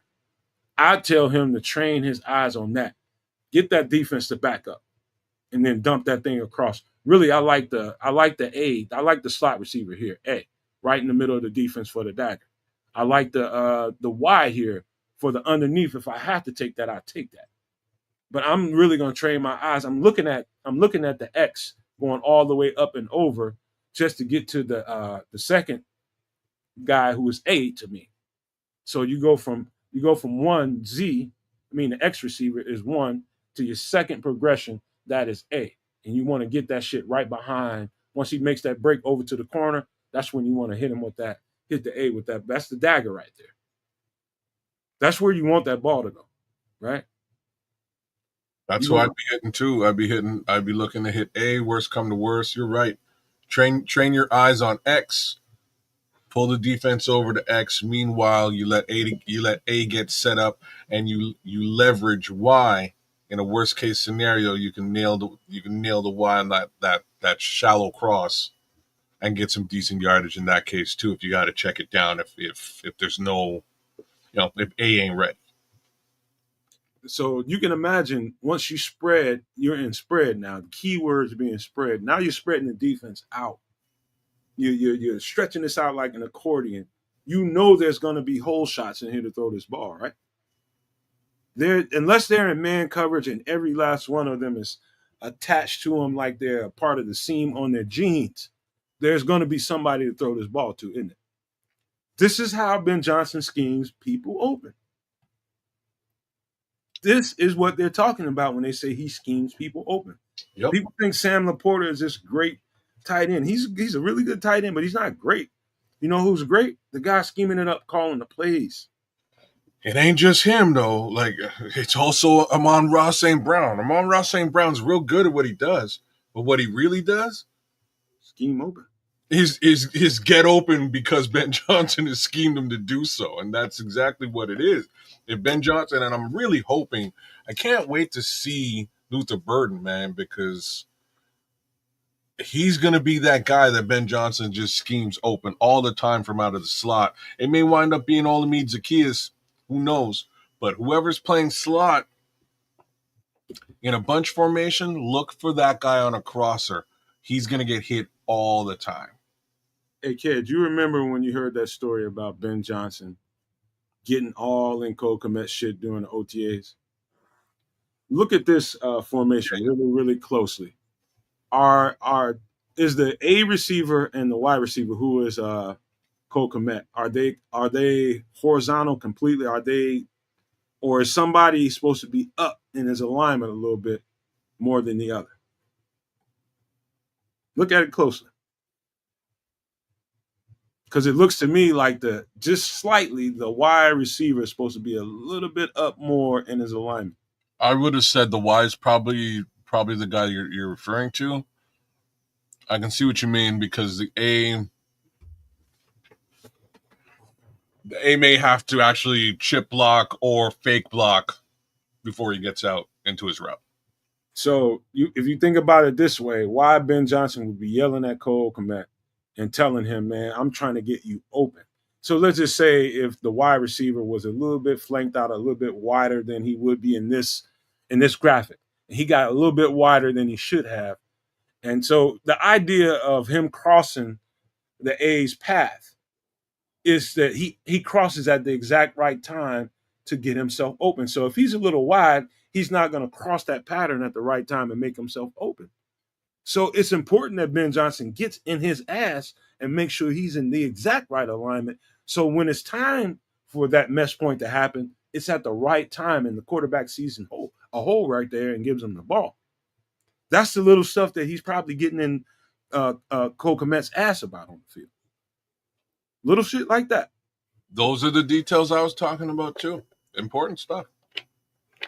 And even with some experience, we can see Caleb Williams, right, at the line of scrimmage, depending on the defensive coverage, signaling to the X receiver to run the same route as the Y receiver, to the right instead of to the left. So that way, you have more of an opportunity for open spots to hit your receivers in stride. And hey, coach, in this coaching, kids, this is the secret to it. Because if you notice on here, the T guy on here, who is, you would assume it's the tight end, but that's not. That's the running back. He's the green person. He's where the ball is supposed to go. So the concept is everybody's coming over here from the right side, and everybody's choosing up, and everybody's getting the proper guy or getting in formation. And it's all designed for the running back to get over here. If he can't get over there fast enough, again, if that linebacker is not fast enough to get over there to that running back, he's going up the sidelines for like a 60, 70-yard run. He's gone. If that linebacker doesn't see it in time or is not properly aligned, this is where the ball is going, and he's going up the sideline. Because that corner on this side ain't even going to know he's got the ball because he's busy chasing X all the way across the field. Only person there is the safety if he sees it. You get what I mean? So watching this stuff on film is simple as shit, but diabolical. I'm like, Well, the Sometimes, safety, if the safety you mean is the letter R, right, then mhm, that means that R is looking at the A coming across the field and has exactly. that responsibility if the C is on the X. Yep. So that means that green T has that one linebacker to beat. That is all. It is a game of numbers, coach and kids. It's a game of numbers. You got to outmatch and outfox and get the numbers advantage. Get the occupation advantage. Ben Johnson's offense is all about misdirection and motion. Two M's, M&M, misdirection and motion. Hmm. Or the R goes deep with the C to cover the X, leaving the FS alone to cover the A. That's not going to happen across the middle of the field, right? With that speed of Burton. And then if the linebackers drop deeper, now you have Loveland coming underneath. The possibilities are quite exciting.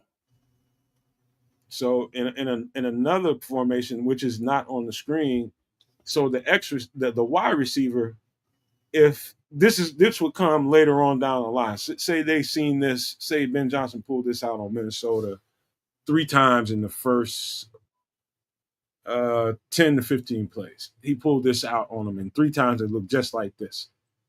On the fourth time, the Y guy or the A guy, more importantly, the Y or the A, one of these guys will go into shift motion. And so in jet sweep situation, so one of them will be beelining across the quarterback's face when the ball is hiked, and he can hand it off to him. That's how you freak it out. One of these guys would be in jet sweep motion, and you can hand it off, and they can run to that side, and all these guys turn into blockers after that. Oh shit! So you're saying you run Y? You run Colston Loveland in a jet sweep underneath. Yep. Whoa! There's nothing going on the other side. Everybody turns into a blocker. You've got C covered. You've got E covered. The linebackers are likely just going to get trapped up in here. Wow, You see what I mean? that's crazy. What if you turn not? What if you didn't even use a tight end for this? Because that's pretty much not what you would prefer to do, right? You would want to see one of your guys like Luther Burton, like let's say So Luther maybe you Burton. run. You go with A. Yeah, you go with A. So you run him as the jet sweep guy, and you hand it off to him this time. Now you can run that a couple more times and fake it to him. Play off of play off of play. That's crazy. Real talk. They don't. There's. I don't know how you can account for all that. It's I'm telling you, watching it on film is diabolical because Ben Johnson is such a good in-game. I'm watching the game as you're playing the game, and I'm watching you adjust to what I'm calling, and I got an answer for what you're calling. And I'm using the same stuff to do it to you, but now I'm gonna adjust. This is why it's important for every receiver to know everybody's role. Pre-snap, if the quarterback of Caleb Williams sees the free safety rolling up, now you signal to the Z, you're going to do a double move because you got the C all by yourself. The key to this, coach, is the running back. So the running back, let's say he's in a choice. So a choice route is basically you can run that route that he's doing running over there in the flat. You can run a fly pattern. You can run straight down the field. You can run a comeback pattern or anything like that. You can even run a slant pattern. That's a choice based on what I see the defense doing, my acknowledgement with the quarterback, and I'm acknowledging that I got a choice route. And I get to make the choice based off of defensive coverage on what route I want to run. Let's just say he runs a wheel route on this. So you're seeing it going out. And let's just say he wheels it all the way up the sidelines. Let's say about midpoint of where the X receiver is going. So he stops right there and just sits there. So you got a hole shot right there for the quarterback to throw the ball to. That's 10 yards. Easy. Easy. That's 10 yards. You got the right pieces, and you got the right schemer.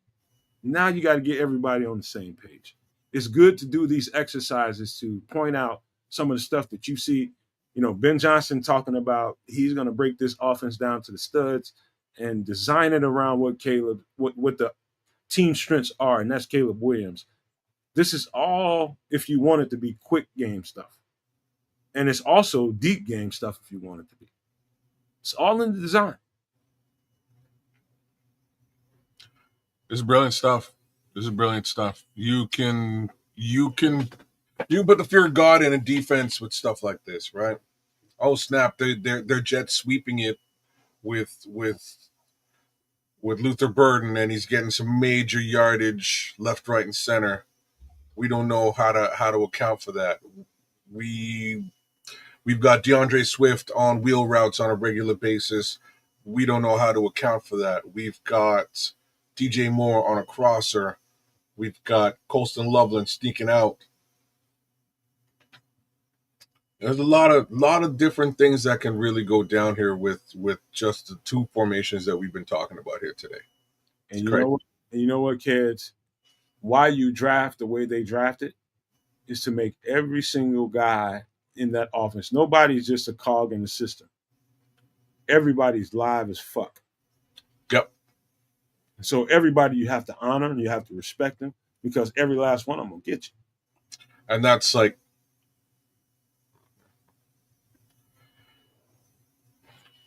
yeah, that's why I'm going to have a hard time selecting Chicago Bears this fantasy football season. Put it that way. Because the game plan might go from one person to the next person. It's the weapon, the plethora of guys. It's weapons galore. It's all about how fast they. That's how you win the football. Like that's winning football. If you just simply have more and better skill players than your opponent, get the ball into their hands, right? Like it's literally that simple. So if Caleb can get the ball into his skill players' hands, and right now, a couple of years ago, we're trying to figure out if Darnell Mooney was a number one wide receiver. Right now, we've potentially got 3 number one wide receivers, 3 of them. We also got 2 very solid pass catching tight ends and one of the better pass catching running backs in the league. I think there's a lot of mouths to be fed. Unfortunately, I don't think all of these mouths are going to burst over 1,000 yards each. Maybe 2 of them, maybe 3 of them will. But I think as a collective, they are going to be very dangerous. I'm sorry, Don Burr. You don't hear me say stuff like this all the time. But I think it's going to be a problem. I want to say this to you all. I'm talking about you guys, my boys here, kids and coach, and the No Maniacs as well, Super No Maniacs. We did our job to try to make X and O boring football conversation fun and enjoyable and understandable. Give me a thumbs up, you guys, and y'all guys can give me comments. Did we do a good job here to make boring football fun to talk about? Because that was the goal here, is to get some nuanced stuff going on, simple stuff that goes on, and make it fun to talk about, man. Because to me, I can remember being in classrooms and in auditoriums and we going over film and we looking at this stuff on a damn board and shit like that and on film set. It's boring until you understand what a team. Give me a thumbs up. Give us a thumbs up if you think that was cool to do, man. Because to me, I felt like as we were going through it, I felt like we was touching somebody and they can kind of understand what Ben Johnson is trying to get at in his scheme and why they drafted that way, why each one of those guys are live as shit and they can threaten you at each and every point of what they were doing in any one of those formations. It made sense to me to do that. Did that make sense to you all? Well, I owe you a thumbs up. I'm going to find a thumbs up to throw in the chat there in a minute. I'm just saying that what it did for me personally is it sort of gave me an idea as to what you can do without a league leading running game, right? You can really utilize DeAndre Swift in that pass catching back case scenario. You actually can. You can also utilize Luther Burden as a threat in jet sweeps and reverses and things along those lines. Can you see how it opens up more space for the running backs to run? It does. Yeah. We ain't even got to that part yet because people are vacating out of the defense chasing these guys. It's less people to tackle the running back. This is what I'm saying. So when you establish what you've put on the screen here, right? When you establish that and you beat it up a little bit, you make your impression felt. This is the bunch formation we're going to run in, or this is the trips we're going to run in, and get you on your toes thinking about how he's going to scheme you up. Snap, you run the ball out of that.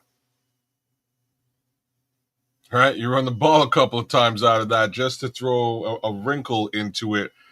These guys are now on their heels going backwards. Oh, snap. They're running the ball. So imagine, kids, they're running any of those three setups from left to right over and over against you, and you're trying to figure out if this is a pass or a run. And they just constantly keep pounding you with the run. Now they're going to have you creeping your defense up. That's where the misdirection comes in. The head games come in. Now you start tricking it out with the jet sweeps. So there's one thing that we didn't discuss, and it's tough to discuss when you're looking at a scheme sheet. But the other portion of all this is who's the odd man out on the defense. Where's the mismatch? And that's the other thing that I expect Ben Johnson to figure out early and use to his advantage. Who's the mismatch? How do I scheme player who's mismatched up and scheme him open? We're going to see that all day long. And I can only see a lot of yak coming out of a situation like that. And another thing that was not mentioned as of yet, right? Play action, pass. Oh, boy. Yep. That's why Ben Johnson is going to be on that kid's ass to get this down to a science. That's why I'm going to be pounding the table about Caleb getting better at selling that play fake. Because when you sell that play fake on top of everything we just saw, that concept and those schemes on how to scheme guys open, when you sell that play fake and you got a decent enough running game where you can really, really sell it, that play fake is going to get deadly and more deadly as he grows in this offense. It's going to be, if brought together the right way, like I think it can, it's going to be a deadly offense. It's just a matter of pounding that grass, getting the reps in, everybody understanding what to do, why he's asking you to do it, play in and play out, and not be selfish. Not worry about it, the ball ain't coming to you a lot right now. Understand why he's doing it. Later on, you'll be a weapon I watched him all year for an entire year. And Don, if you still in here, basically it looked like they was freezing what's his name, Jamison Williams out of the offense. It started being talk about, maybe they might be thinking to get rid of Jamison Williams. And all of a sudden, the motherfucker comes alive late in the season. Why? It's because of all the stuff they asked him to do early. Don will tell you, it looked like they were freezing Jamison Williams out of the offense, and all of a sudden his ass came alive. It's probably going to be a guy in this offense, right, coming this year that's going to look like, and I got a feeling it's going to be probably Luther Burden. It's going to be looking like he's getting froze out of the offense. All they're asking him to do is block, and all of a sudden later on in the season, he's going to be a weapon. He's going to be a force because he committed to the blocking. It wasn't easy to get Jamison Williams to commit to that blocking assignment. He didn't want to fucking do it, but later on he got the rewards. In the year after that, talking about, this is in 2023, I'm talking about 2024, he saw the rewards. So I agree and I disagree. So the Jamison Williams portion, there was definitely some disciplinary action. There's some of that shit. You know what I mean? Like there was a little bit of discipline there. They needed to make sure that he had his head on straight. And once they figured out he had his head on straight, the upside was that everybody zeroed in on Sam Laporta and Amon-Ra St. Brown. Now you can layer in a Jameson Williams. Now you can layer in the other. Who's your other wide receiver, Donnie? Who's your other wide receiver? Anyways, I'm sure he'll tell me later on. I can't remember who the other guy was, but you know what I mean. You can layer those two guys in. I'm not sure if I don't think by any stretch of the imagination DJ Moore's or sorry Ben Johnson is going to sort of freeze anybody out.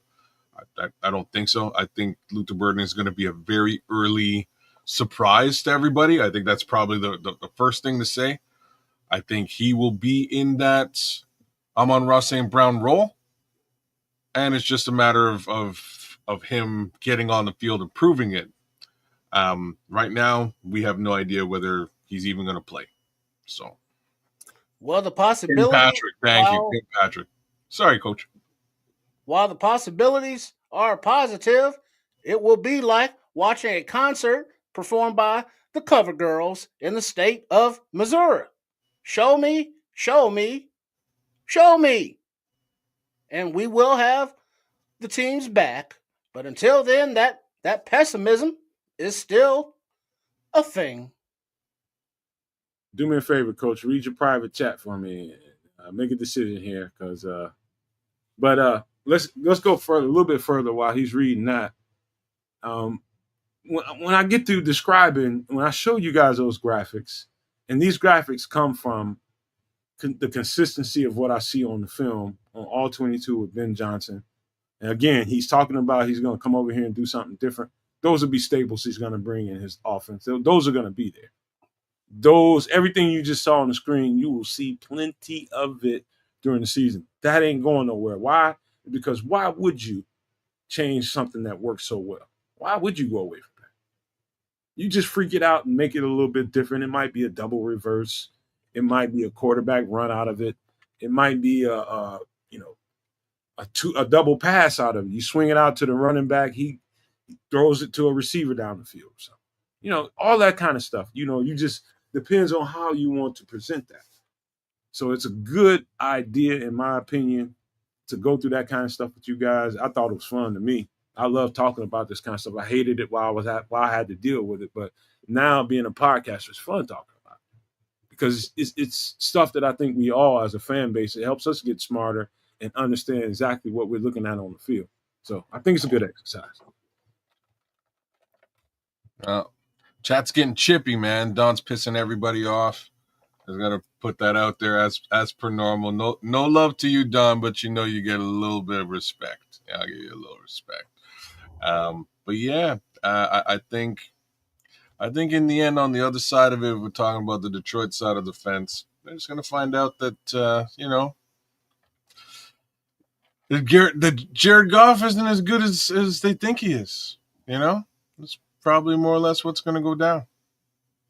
You can break this stuff down in all 22, which will get you, if you play too much of that on a live broadcast, it's not on Patreon, you'll get copyrights. And that's funny, man, because I pay for all 22. I should be able to broadcast that as much as I want to. We should be able to do a whole show of all 22 where I can break it down and let you see the guys running this stuff live.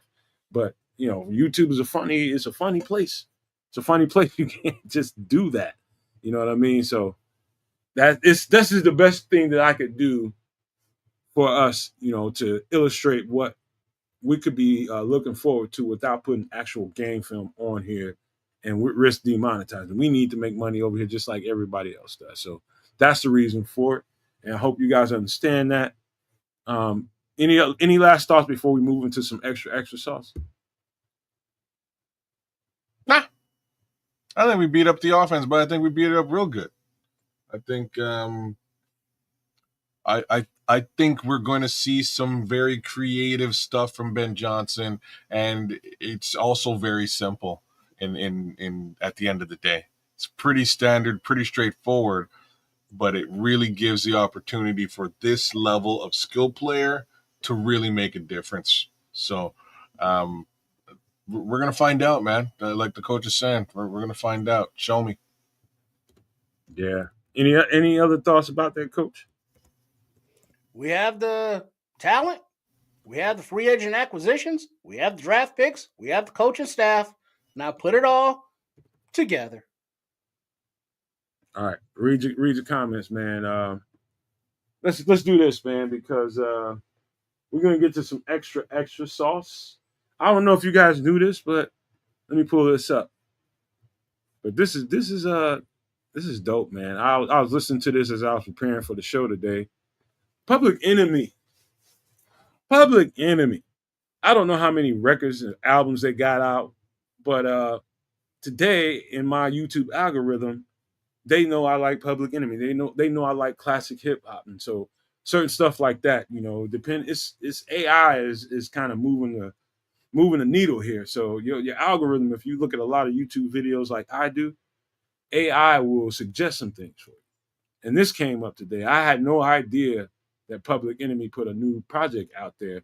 And so what you're looking at is the album cover with my little design on it. So when the image of the guys down there, that's Chuck D, Flavor Flav, SW1, and another guy back there. That's me putting that on there. But you remove all of that, and this is the Public Enemy record cover. It's decent, man. I'm gonna have to listen to it again. I heard it's Public Enemy. If you ever heard Public Enemy, it's very, very message oriented, very, very hardcore drum related. It's boom bap hip hop, but it's got some rock in it. It's a nice listen for people that really, really yearn for hip hop. It's a nice listen. You talking about a Chuck D, a 64-year-old Chuck D, still delivering. Flavor Flav somewhere in the same neighborhood. SW1 is on a lot. I don't know if he produced the whole album, but I know he's got a part in the production, a heavy part in the production. And I don't know how new that is, but he used to have Bomb Squad guys. You talking about Keith Shockley, Hank Shockley, those guys, and the guy that used to mix their projects I got to meet personally when I was down in Atlanta.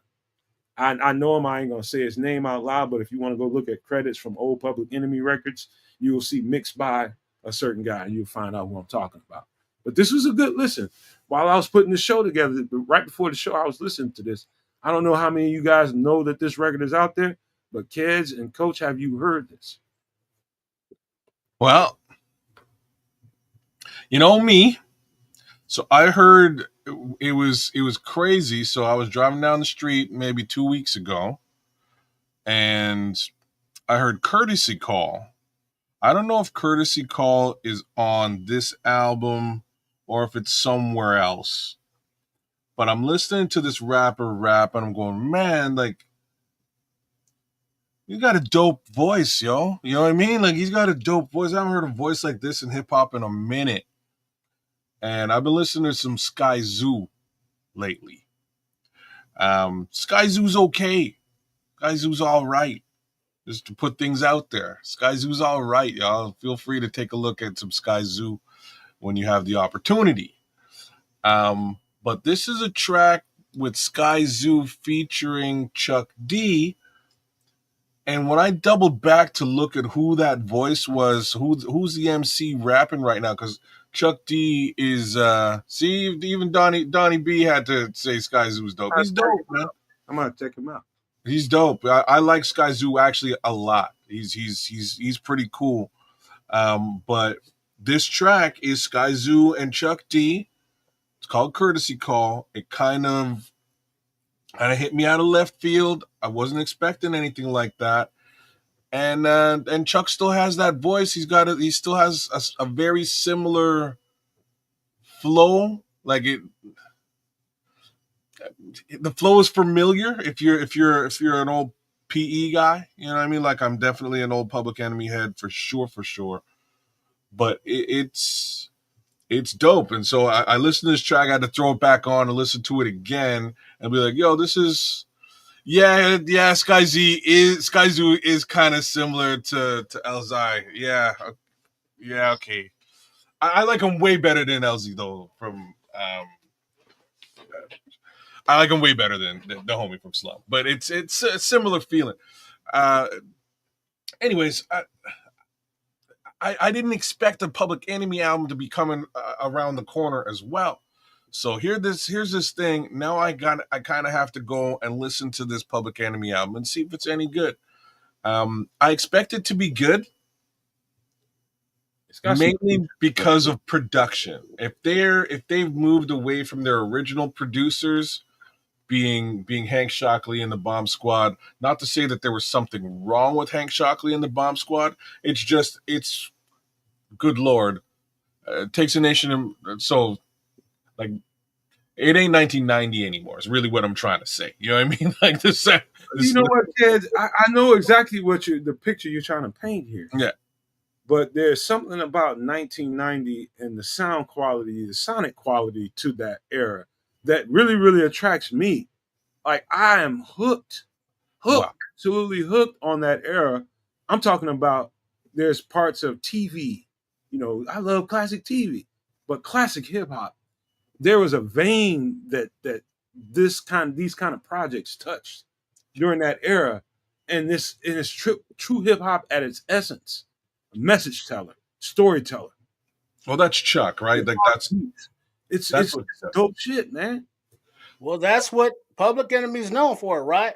Especially with Chuck D being the voice of power, whose lyrics has always been militant for the people against the system, which in today's state of affairs is still very relevant and poignant.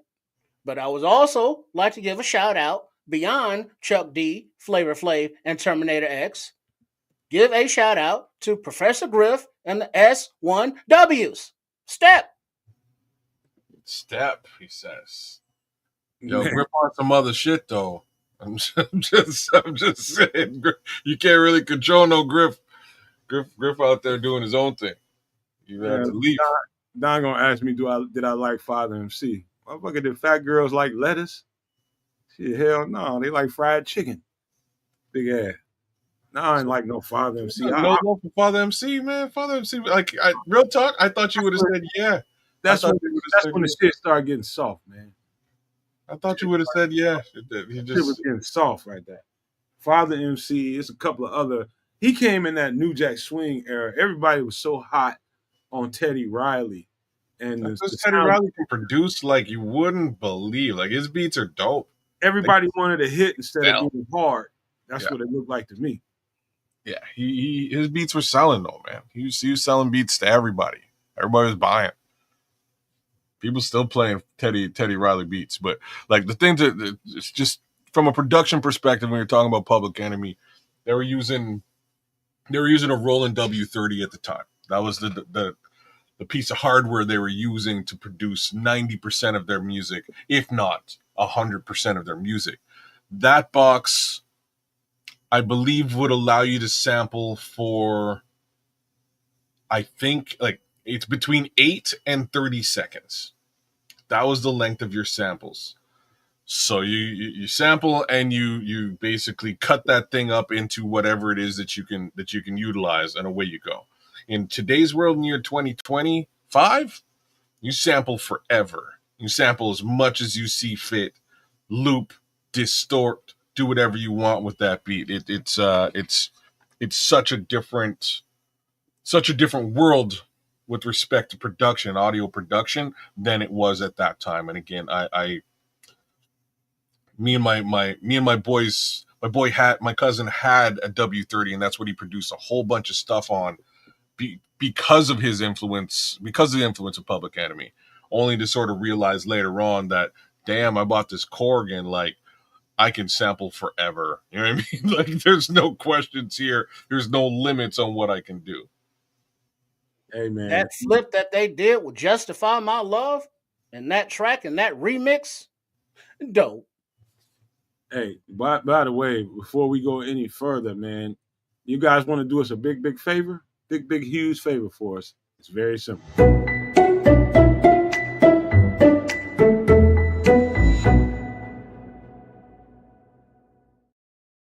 Yeah. Give us a little bit of love on all different sides, on all media platforms, whether it's Twitter or Twitch or Kick. Now we're kicking it over at Kick.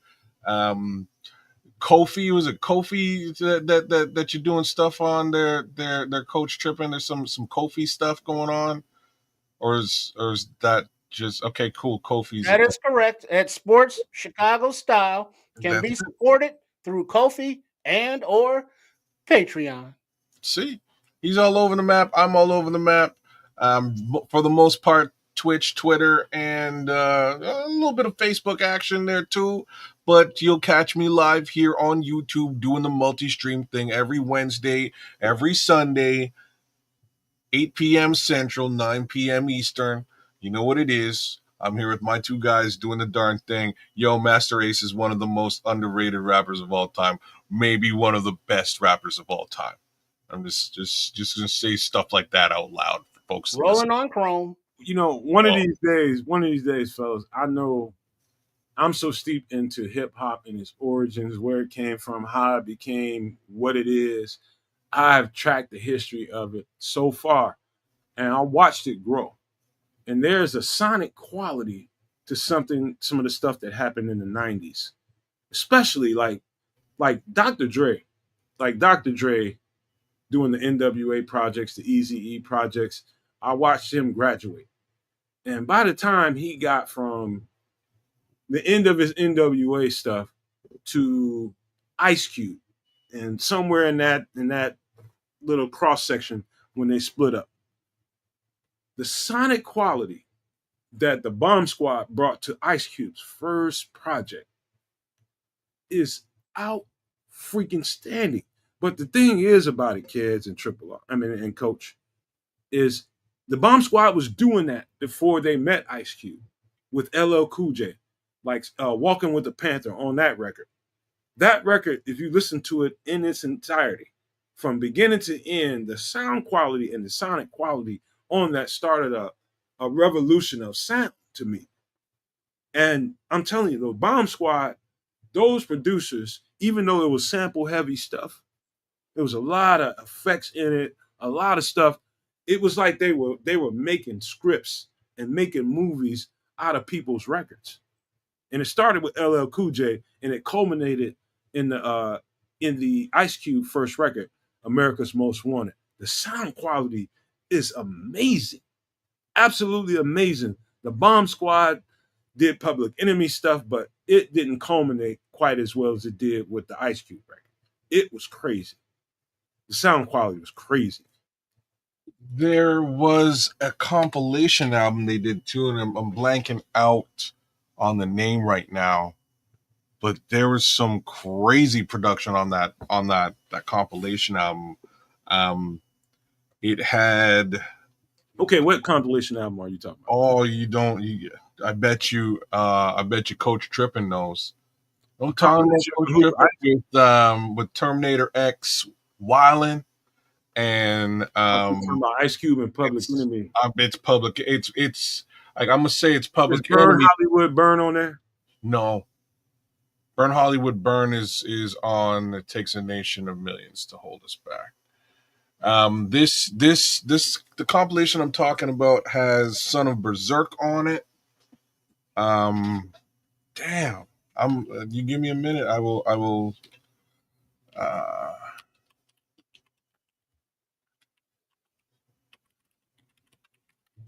I don't know who. I don't know. I might be a project I ain't heard before. no, I bet you heard a bunch from it too, bro. I bet you heard a bunch from it. It would have been right before Wicked. Yeah. Yeah. Yeah, I don't know. Just I before Wicked.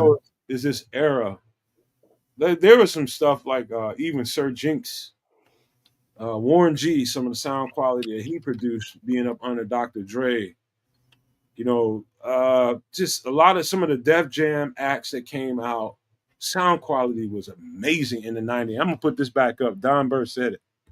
He said those guys love hip hop. These cats rap for a check. It's a difference. That is cutting through the bullshit. If I ever, that's exactly what it is. Ain't no heart and soul into it. There's no. He's so right about this, man. I know Don Burr is our favorite enemy here, but damn, when it comes to this hip hop, He's dead ass on point here. They just trying to get a payday. These motherfuckers was trying to tell you something. All right, here's what it is. All right, so it's the Terminator X album. Terminator X and the Valley of the Jeep Beats. Y'all remember that? Now that I'm saying it. Valley of the Jeep Beats, indeed. Yeah. So this is 1991. This is all Bomb Squad beats. The beats are dope, to be honest with you. Terminator X Buck Wildin', with Sister Soldier on the track. There's also Wanna Be Dancing, which was I can't remember who did that track, but they had a bunch of this album is like the impetus to like the shift in hip hop, to be honest with you. Like, it's probably the best way that I could put it. This album came out and it wasn't like, it was like Bomb Squad production on non-political raps, with the exception of Buck Wildin', which has got Sister Soldier, doing some stuff. But for the most part, this is just like regular MCs. And what I'll say here is in the album liner, because I used to have this way back in the day. In the album liner, they go through, basically, they kind of introduce everybody who would be like important in hip hop over the course of the next 3 years. And we're talking about from 91 to 93, which is like the golden era of hip hop. So they start to introduce in the album liner A Tribe Called Quest. They introduce Redman. They introduce leaders of the new school. Who else would have been? Oh, Brand Nubian. Just anybody who was anybody is in this album liner, and I'll never forget it, because basically I took this album liner and was just checking. Again, I'm in Canada, so everything that's coming out for y'all local that you can just go to the store and get, I gotta sort of find, and in many cases I have to go to the States, cop it, and bring it back. Wait a minute, kids. I think Lyricist Lounge might have been born out of some of this. Lyricist Lounge is like, it's like 8 years later. That's what I'm saying. It's probably born out of some of these connections being made here. Well, I'm not saying that it isn't. I'm just saying that it's a couple of years removed from what I'm talking about here, right? Like, yeah, all of those artists that I just named sort of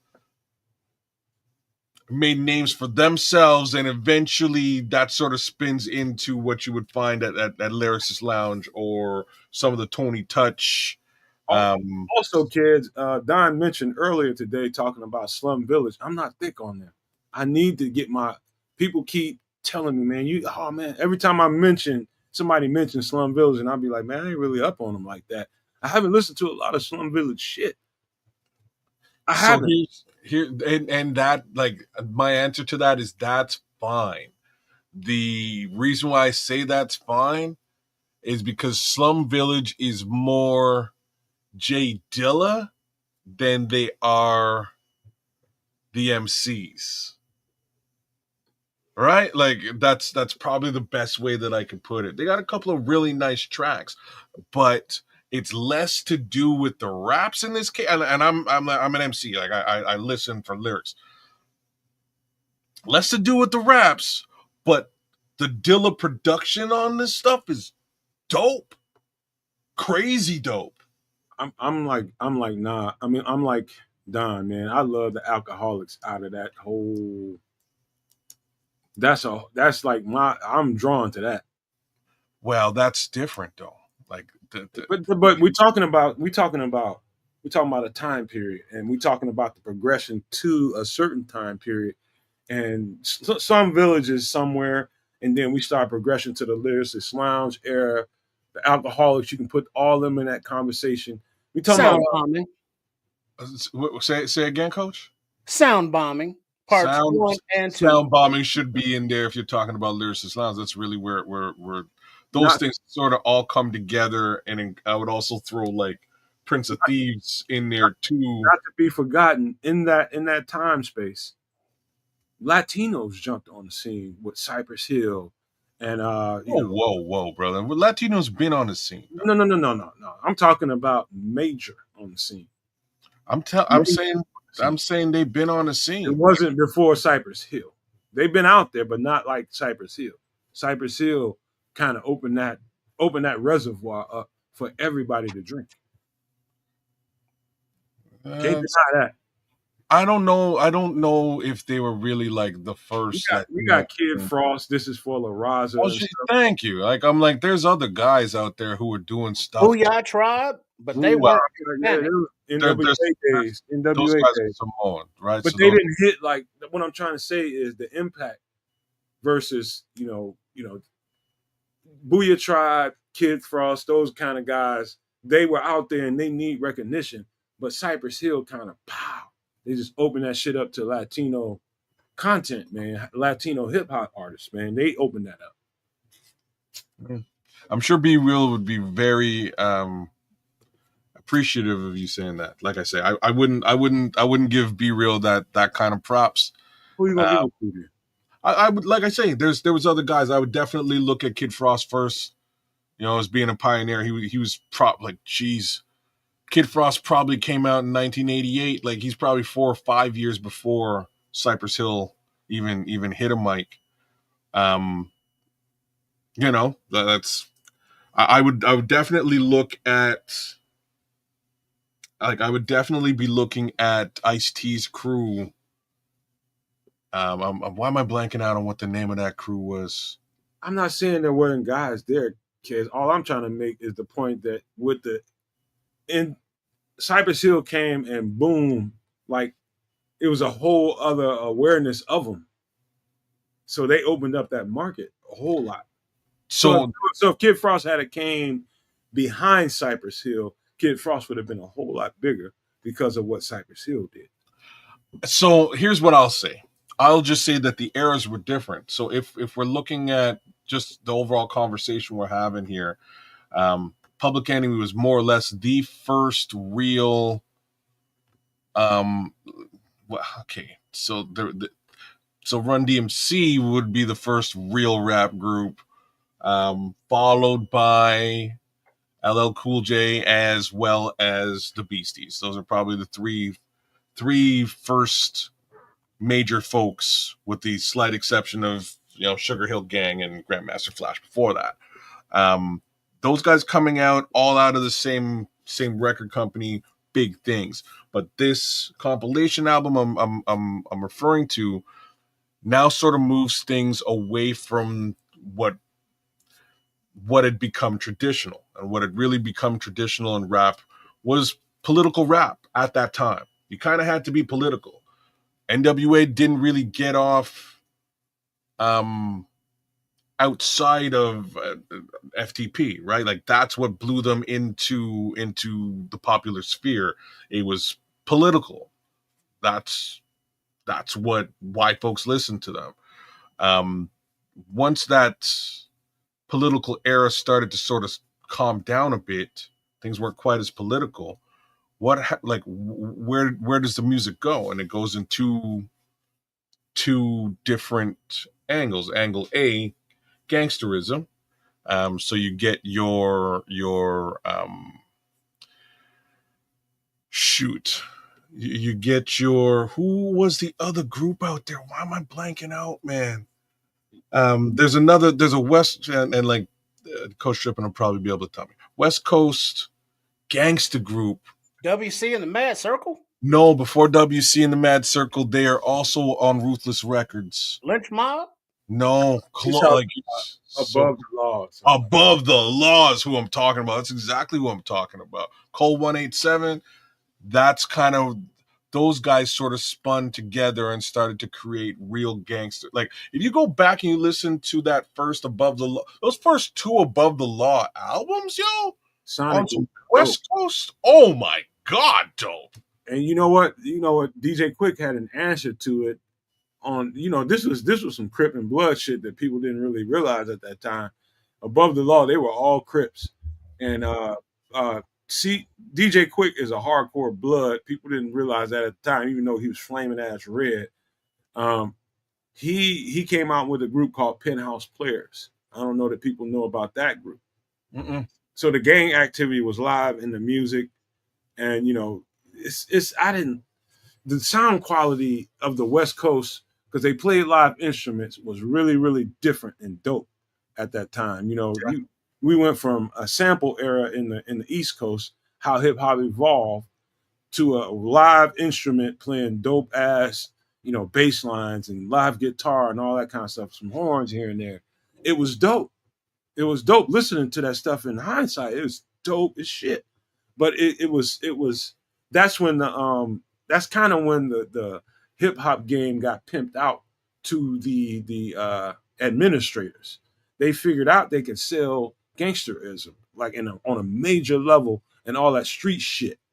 And people kind of responded to it. The culture, the communities responded to it. They started to imitate and kind of mimic and mock what they seen on the streets, and that culminated in the communities kind of going to the downtrodden mode where we are right now, and it just descended from there. Now we talking about the emphasis on street shit, street culture with the guns and the twerking and all that ignorant shit that goes on in our neighborhoods.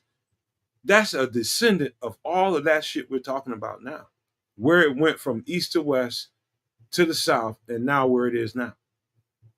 All of that is a descendant. All of it. Absolutely. Really to square up the point I was making, it was just that, Dr. Dre gets a lot of props for being like the granddaddy of like G-Funk and stuff, and like a lot of it actually falls into the lap of those two Above the Law albums. They're early G-Funk. They're dope as all hell. They're super good LPs. I love them, both of them.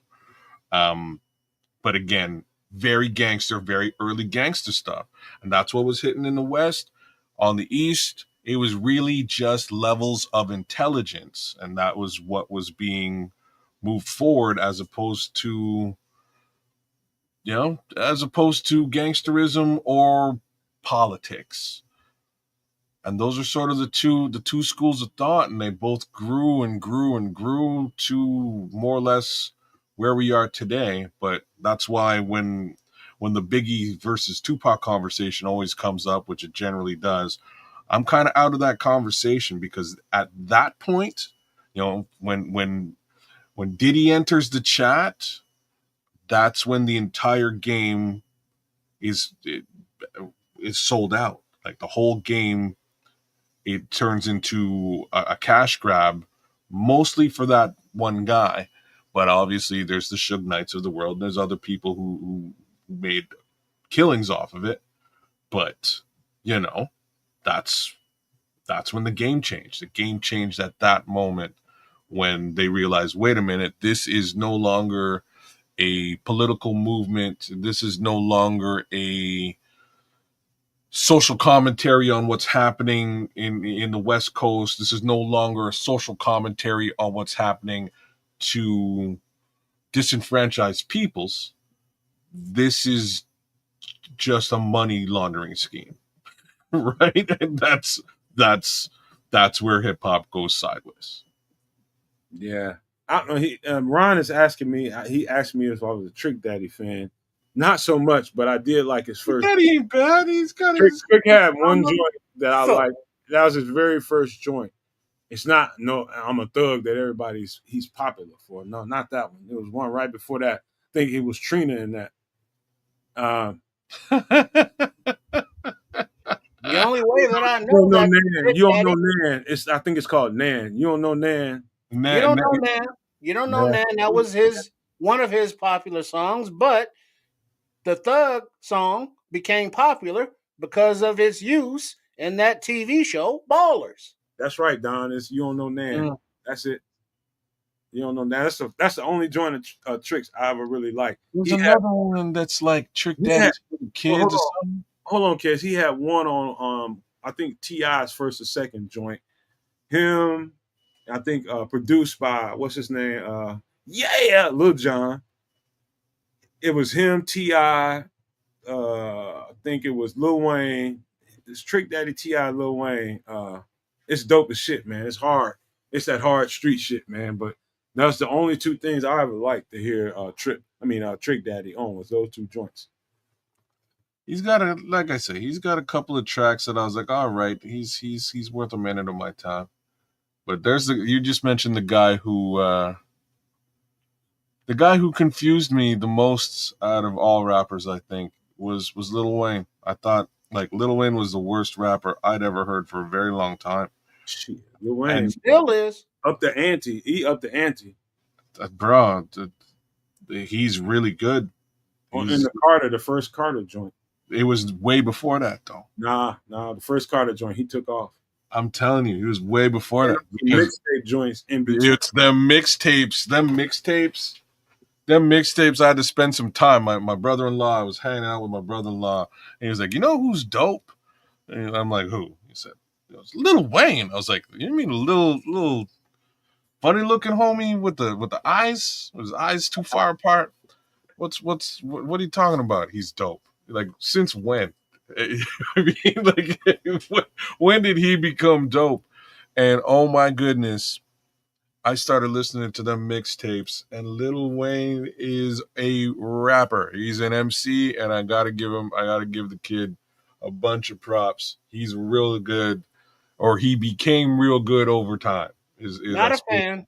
That's okay. You should listen to the mixtapes, man. I have listened, sir. Okay. I know what I like. Thank you very much. And I am not a goddamn fan.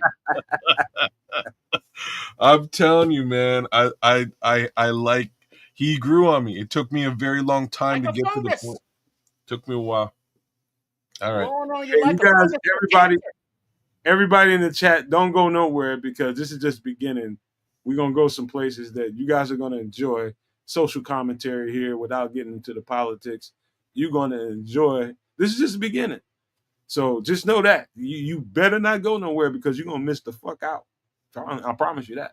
But okay, classic hip hop. Before we get up out of here, I'll say this: me being such a historian on it, that we don't get a chance to talk about it because we're so immersed in the Bears conversation. It's really good for us to come on here and you all to be here and have different conversations to get unwound out of these football conversations. We're gonna have months and months to do that and be totally immersed in it.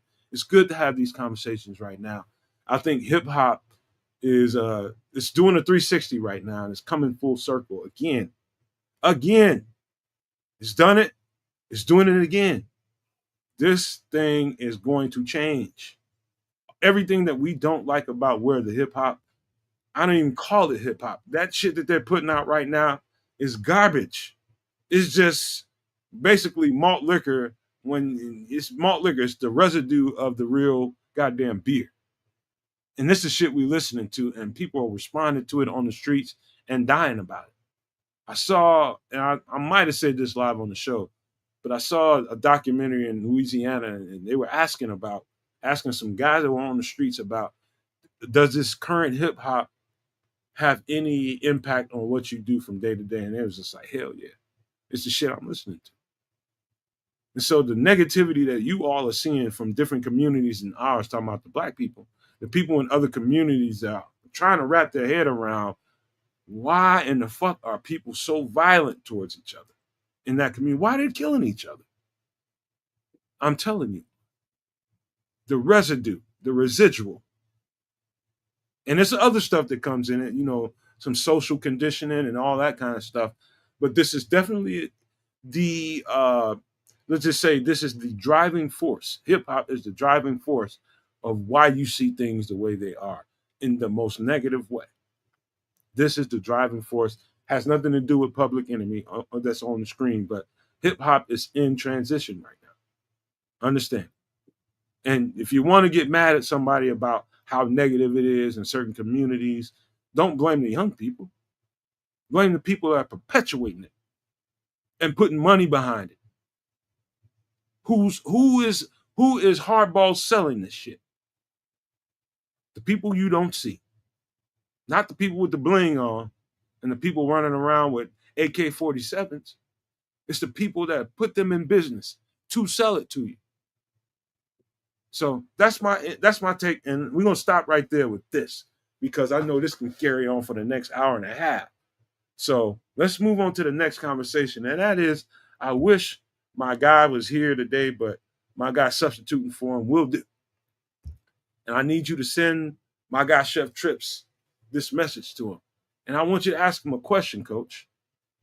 Has Chef Trips ever thought about doing a food challenge and doing food challenge content? Has he ever? Have you ever had conversations about it? Because I wonder, this is a great content genre that can really, really generate some following. Has Chef Trips, in your understanding, has he ever thought about doing a food challenge live on the air? Nope. Why not? For what? Not even if Henrietta with it? I see you feeding her. What is the point of it? Is it trying to be some kind of comedian? Why would Chef Trips want to waste his time trying to entertain people? I would love to see Chef Trips. What kind of challenge? Yeah, who are the challengers? Well, I mean, it's subjective to whatever you decide. So an arbitrary term as a challenge with no ideas? Well, let's just say Chef Trips decided, okay, I'm gonna make me a 5 double cheeseburger medley, bacon double cheeseburger medley, and I'm gonna get this thing down in less than 30 minutes. That is wasteful and fat ass behavior.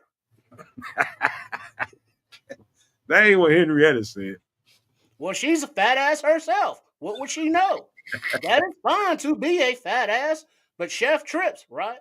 He's trying to make it a bit healthier so that we are not as flabby while enjoying our cheeseburgers. And being a 5-stack cheeseburger, that's excessive for no goddamn reason. I would say this, Coach, and tell Chef this, that most of the people who do hardcore food challenges are hardcore workout people too. So you see, whatever you see on a video, those guys really trying to beat a fucking triple extra large pizza or a 5 double cheeseburger and fries and shake challenge. Trust me, what they're doing in between videos and challenges, they breaking their own selves off in the gym and doing cardio and making sure they're healthy to do this stuff. So yeah, it's not stuff, but that amount of food, how many hungry mouths could that feed just to do a challenge? Okay, what if Nomad was to support the food content of it? And who's eating it? Who's doing a challenge? All right. So you think Chef will be a little resistant to this, huh? But he's asking very valid questions. So like, what is? Do me a favor and like, give me a pilot. What's the pilot look like?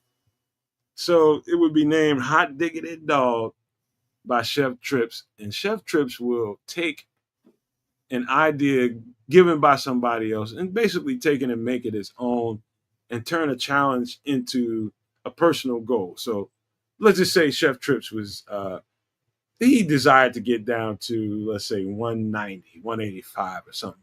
He would take these challenges on, and in between videos, he would show how you can eat hard and use food as your fuel, whether it be fatty, carb stuff. All this stuff can be fueled you can fuel this and make this your workout.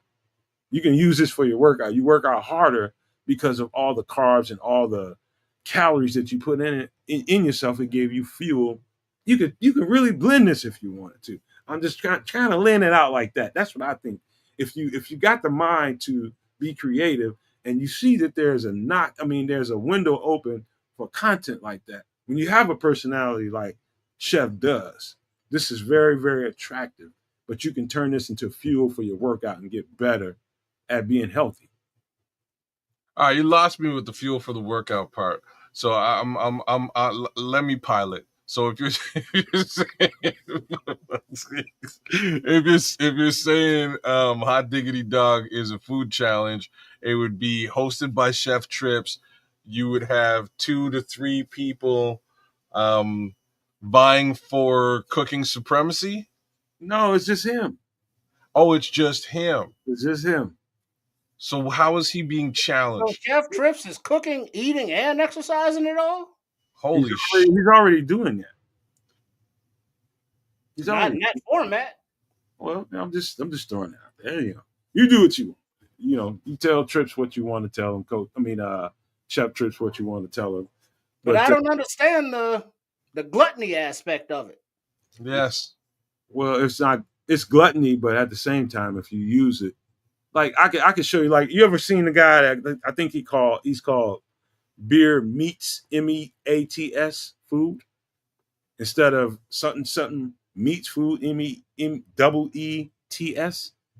He is ripped. He's absolutely ripped, and he eats all this shit on a regular basis. But he is always working the fuck out and using That's this not Chef as his Trips' motivator. lane. That's not his lane. All right. Enough said. Your thoughts about this connect before we get out of here? Mon, poo poo, merci, oui. I'm sorry. That was well, very succinct, Coach Trippin. Very succinct. It's appreciated. All right. Oh man. All right. What we're gonna do now is a little bit let me just say this. Do you guys let me ask you this. Let me get this off the screen first. Get this shit off the screen and get into this conversation. Do you guys ever now I know you in Canada, kids. Trips, you're in the same region as me. Chef, and I'm not Trips, but Coach. You're in the same region as me, I suppose. See?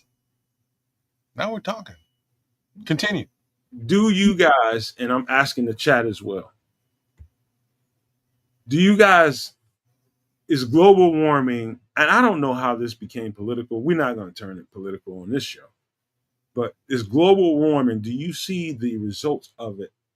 Do you see global warming as a real thing? Climate change, rather. If you believe in science, I don't see how you cannot, as polar ice caps, right, are melting. Look at the videos, look at the temperatures, and there will be Mother Nature events based on those events. And so, whether it be global warming, right, which they could not use that name because people would say, well, it's too cold to be global warming. Well, dumbass, let's change the name to climate change. You don't have to believe it for it to be happening. And guess what?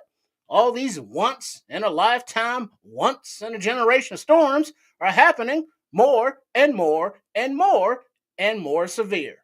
So believe it or not, it is happening. Don't be a contrarian just to be a contrarian. Just be truthful here. So the one thing you can always expect from me is the truth. I never. You like the contrarian role now. You think I do.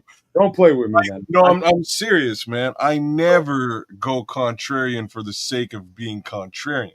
I may be devil's advocate for the sake of being devil's advocate. It's a little bit different.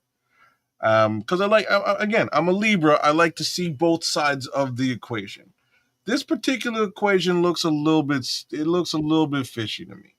And the reason that I say that is going to sound selfish as all get out. So I'll just be selfish here for a minute. I only have a certain self-life on this planet. It is the way that it was when I got here, and it's going to be a certain way when I leave.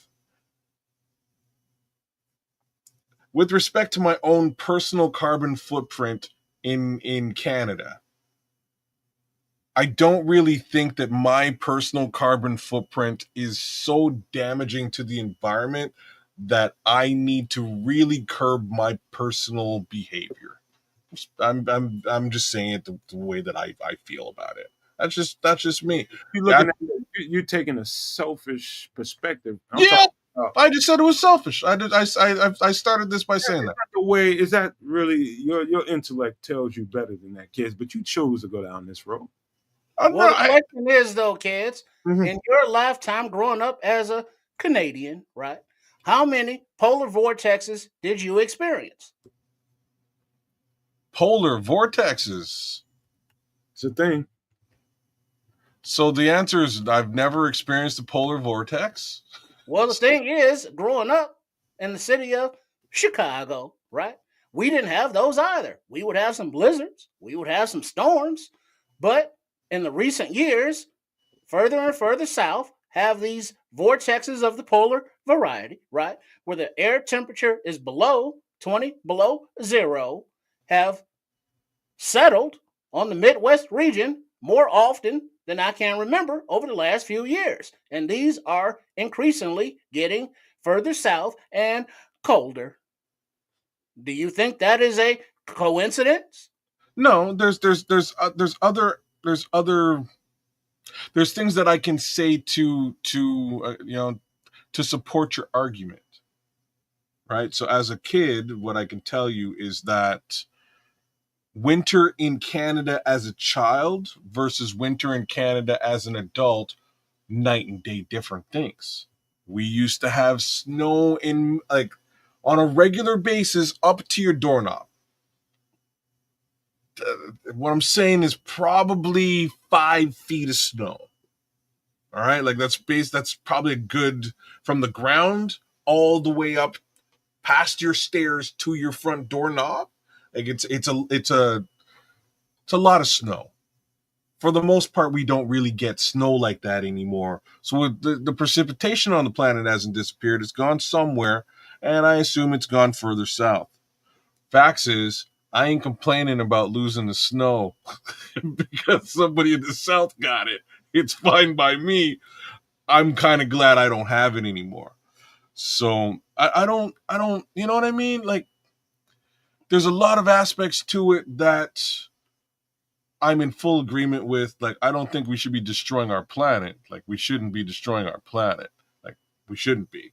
There are functional means to avoid pumping excess and extreme amounts of CFCs and pollution into the sky. There's virtually no R&D being done on ways to really actually renew some of that stuff. Like a lot of those things can be renewed.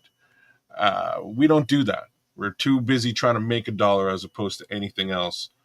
So, when I would have to say like a holistic change in mindset would have to occur before we'll really see any real level of change. My problem is with this thing, and this may lead to a little bit of a political stance. Well, don't go there. Just let me finish, and like you'll see what I mean. My problem is just that right now it's being used as a cash cow for the governments of the world. Right? Like that's what this is. The governments of the world are not saying, "Hey, Mr. Ford, I'm just sorry. Hey, Mr.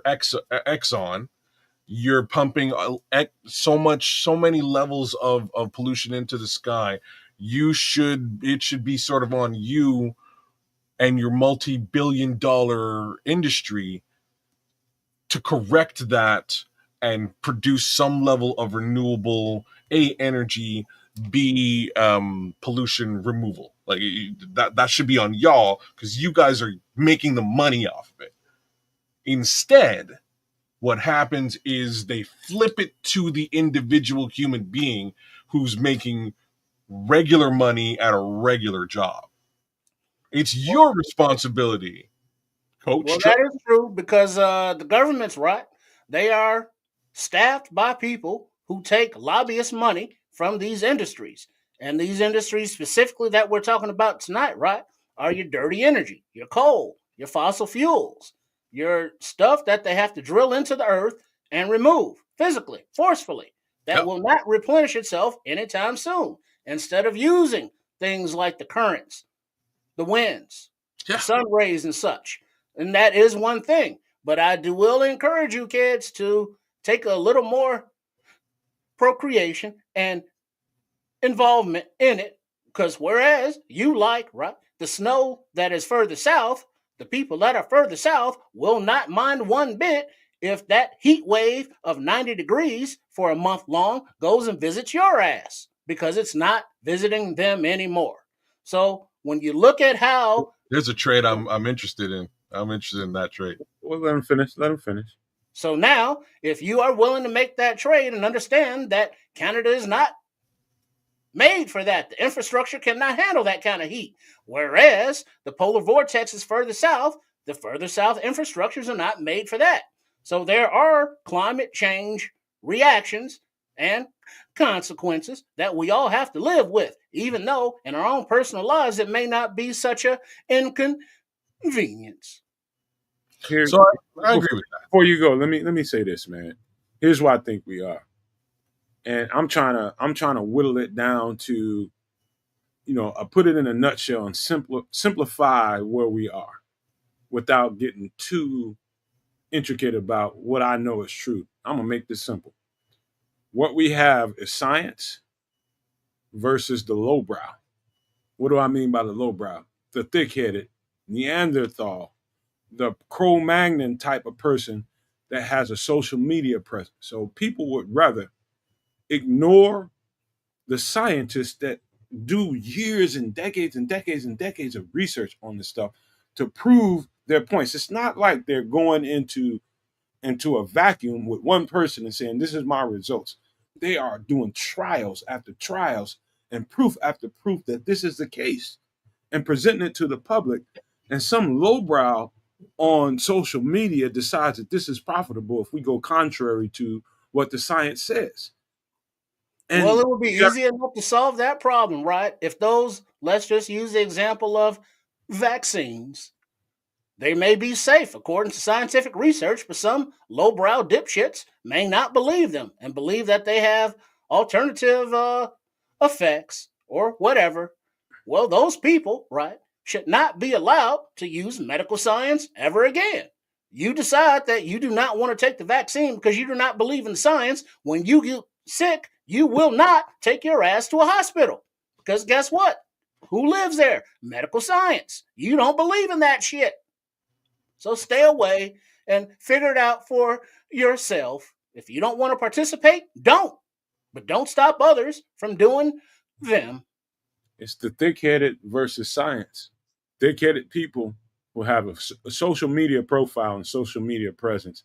People would rather look at a TikTok video, an Instagram video, rather than listen to a qualified individual who has spent his life's work in exercises of trying to figure out, okay, is this something that we should be concerned about? And are my trials and my experiments in the research and giving other people opportunities to go see the same thing that I've seen, do they come back with the same results? Versus some thick-headed motherfucker with a profile on social media because he has a lot of followers. You would rather listen to him and cut the nose off your face. This is where we are. This is where we are. You see the evidence around you day in and day out, especially if you live on a coastline or somewhere like that.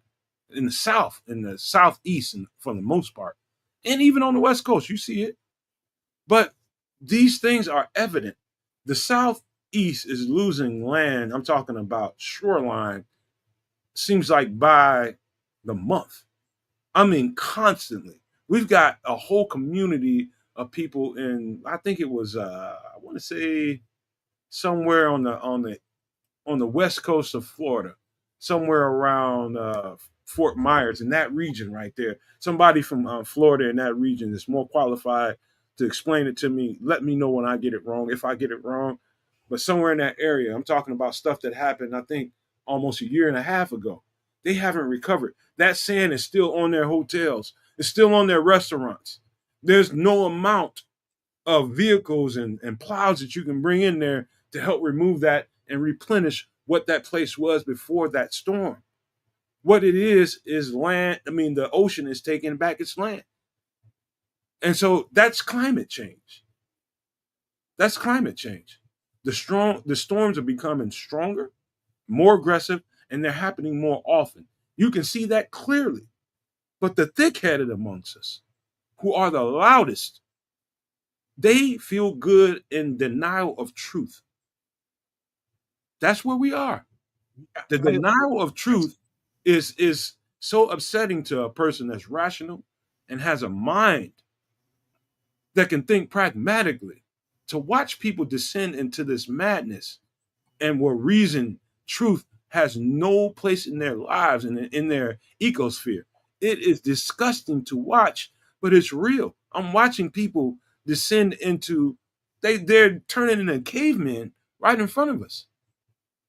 And for what? Because you want to be more right than somebody else. That's all. That's what this is. But that's what everything is. That's not what everything is. No, it really is, though. Here you go, Ben. Here you go.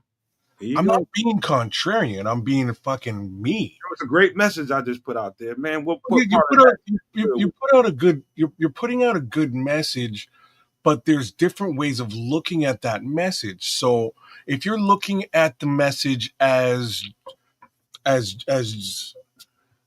Joe who works at the grocery store, that's one visage of this thing. You should mind your carbon footprint and be respectful in that regard.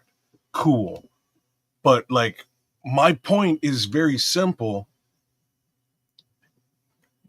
Joe's carbon footprint in the grand reality of climate change means fucking nothing.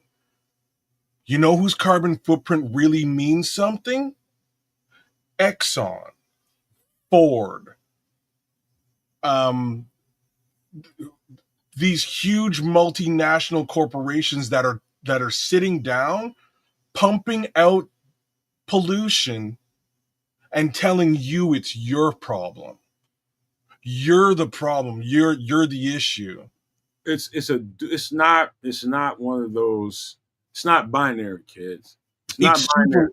It's super binary, dude. No, it's super binary. It's multi. How is it that it's my fault? Why should I feel guilty? Well, the thing is, kids, it is your fault because as a citizen of the earth, right? You allow it. You allow the Exxons and the. I allow the Exxons, or am I? You buy their products. But hold on, am I not literally sitting here right now? Do you buy their products? I've never bought a product from Ford. So okay, you never bought a car. Do you ever buy gas? No, I bought cars. They just weren't Ford cars, right? Well, give it a name. Same shit. I'm with you though, but this is where the conversation has to happen. As a citizenship, allow these corporations to do those things. If we did not spend our money at these corporations, right, they wouldn't have the power to do what they do. But because they have us kind of in a shell, because we need their products to survive and transportations and such, right? We need them. So we are allowing them and making them rich in doing what they are doing. What they are doing is wrong. I concur. But us supporting them in doing it also makes us wrong. So what you're saying is we're wrong and poor. They're wrong and rich. Yeah. But somehow we're wronger than the rich guys? No. Because we are wrong because we are allowing them to be rich with our money, which makes us poor, and our money making them rich, giving them more power than we, the people, have. So, yes. So with the rich, hold on a second before you cut me off. With the money and the power at their disposal, it's our responsibility as opposed to theirs? Why would they stop accepting the money and the I power didn't unless say we I give it to didn't them? say I So didn't if say we are giving it to them, then the that, problem is ours. Yes. that is fair. I'm not saying for anybody to stop making money or leveraging the money that they've made. I'm saying that the responsibility should be on the person who is actually gaining a profit off So, of this but situation, as that does opposed to not those make who are sense, though, kids. You're creating the asking the profit. devil to not be the devil. No, I'm not. I'm asking the devil to maybe be less of a devil. You Why don't the have to fuck be a would a complete. devil want to be less of a devil? Because guess what? They've made themselves rich off of the public, Here's trust, here's the why. ignorance, or whatever, and they know what they're doing to the earth of which they live on with us. They I'll do give not you the why. care. All right. So they do The not why care is they're about the destroying the world. consequences, the Okay, hold on. repercussions. No, they do not care because they know they're destroying the world as right. Their All right. own scientists have told them. They know that there is a finality to the dirty fuel, the fossil fuel industry. So they are milking that cow for all they can until all that dirty milk is gone. And Trip. then they will flip it into the renewable charges and resources because they have the money to do so. And so they will maintain power and control. That's what those people do. They gain power and control off the naivete of the citizens who says, I have nothing to do because I am just one person. Okay. Oh, before you respond to that, kids, this is why Coach Tripping is an idiot. And I'm gonna give this to you, kids, in a hypothetical. And this is just a pure. It's not to put you in a trick bag. It's just to get you to give a straight answer to being a human being, and having a personal responsibility towards what you can do as an individual if given the opportunity. All right. So, say for instance, if you were in the United States and some guy wins the presidency and they get legislation to pass this law to where they subsidize the next people who needed a vehicle, they challenged, they gave the money, subsidized, let's say seven, eight, $10,000. Let's just say they brought the prices of an electric vehicle down to that. You can get an electric vehicle. You can get subsidized money to trade in your gas powered vehicle to get a subsidized with your subsidized money and go trade that out for an electric vehicle. Would you be willing to do that and give up your gas vehicle? That's your question? That's my question. I don't give a rat's ass how my vehicle's powered. Sure, whatever. Okay, that's a good answer. It's a great answer because there's a lot of people out here, especially in this country. I'm keeping my goddamn truck with my Hemi power. Romanowski saying, hell no. Thick-headed, stupid ass people in this country that will not take that opportunity if given because they want to make a stance because that they're ignorant. I'm a different cat when it comes to all of this. I'm not the first.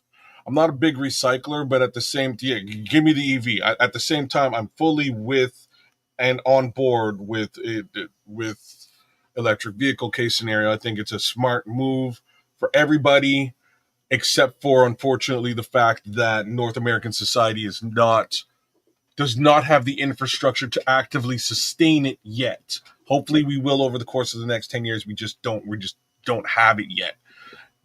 Yet we're pushing towards this EV situation.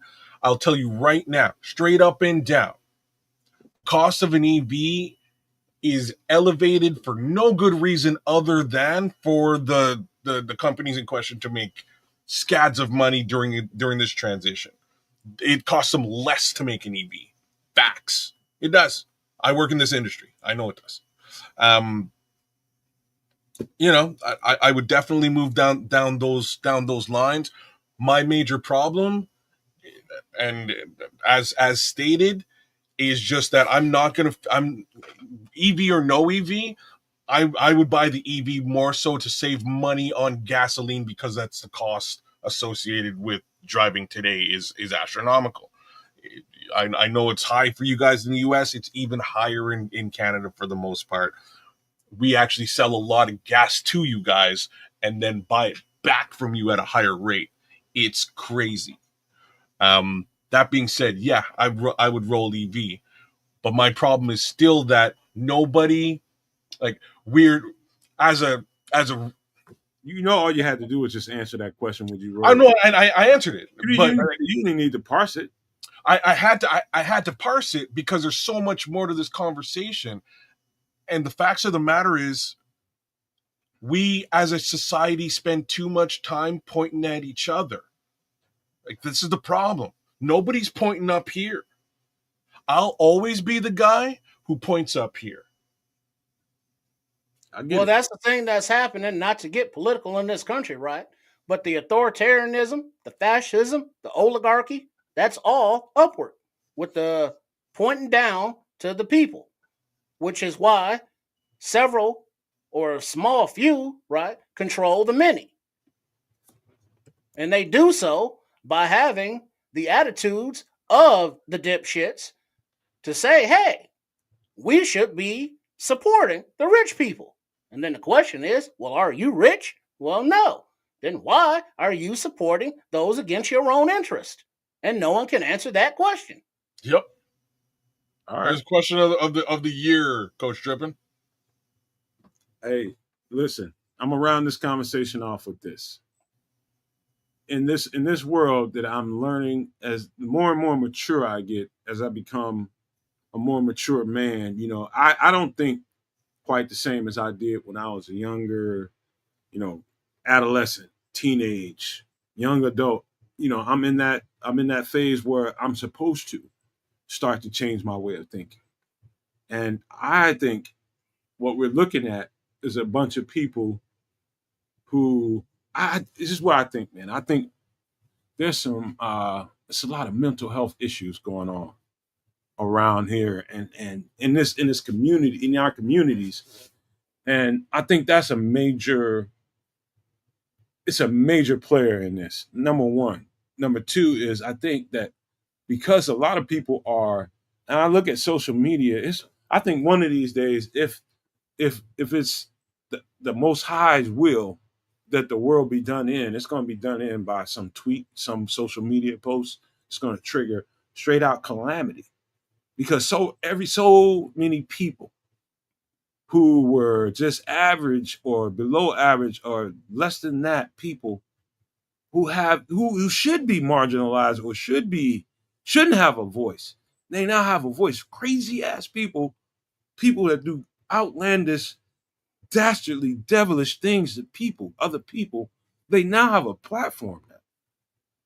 And so these people build up all these followers, all these sponsorship, all this stuff, and people give them more credit than they deserve. These are horrible individuals, most of them. Not all of them, most of them horrible individuals who don't deserve the light of day, but they have all the voice in the world and all the influence in the world, and they're telling you that left ain't left. It's right. Light ain't light, it's dark. Up ain't up, it's down. And vice versa. They are running away from truth. Because why? The bullshit ass lie is more comfortable to them. I'm going to say that again. They run away from truth because the bullshit ass lie is more comfortable to them and they have community in upholding that lie.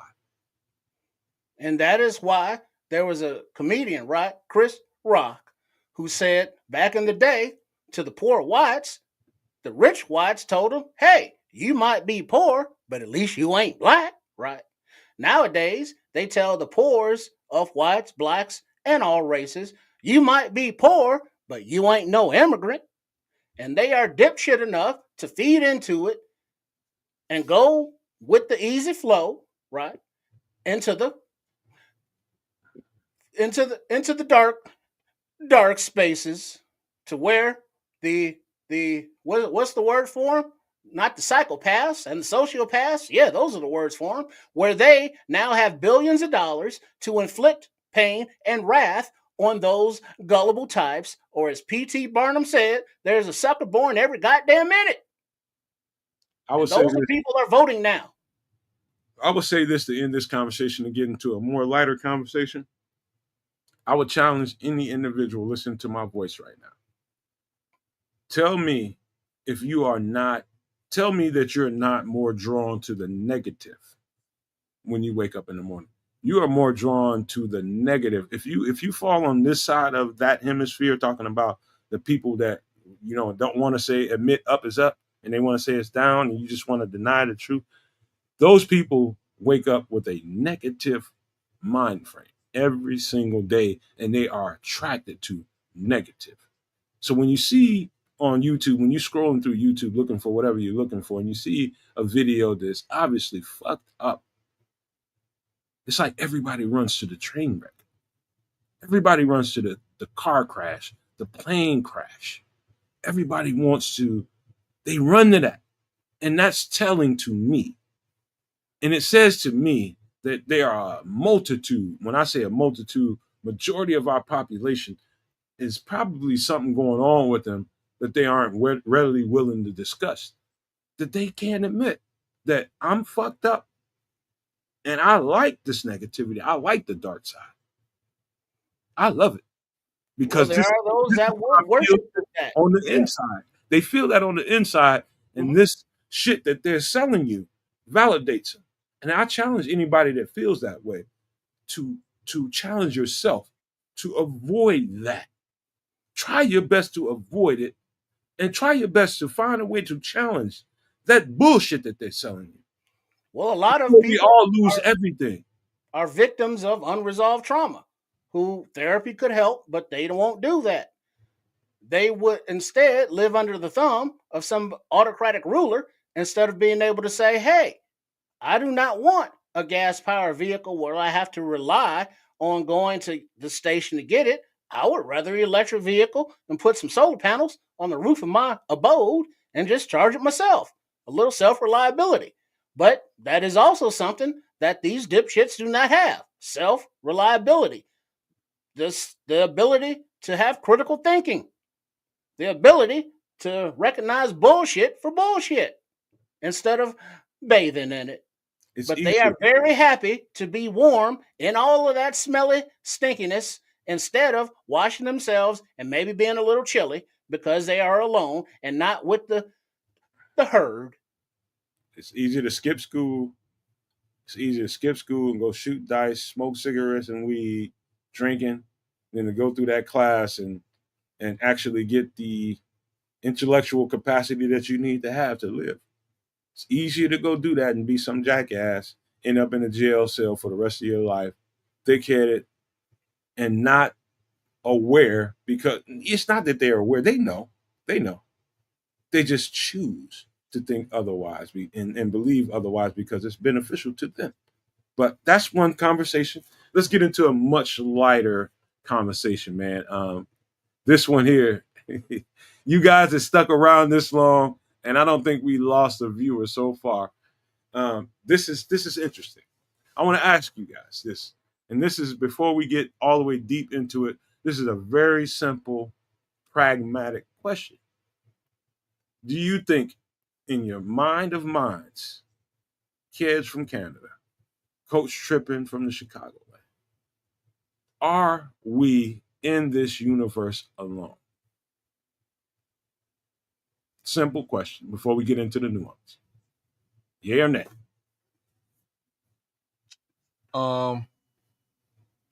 I don't have a real answer for you on this one. Yeah, man. Come on, dog. Why you got to be the...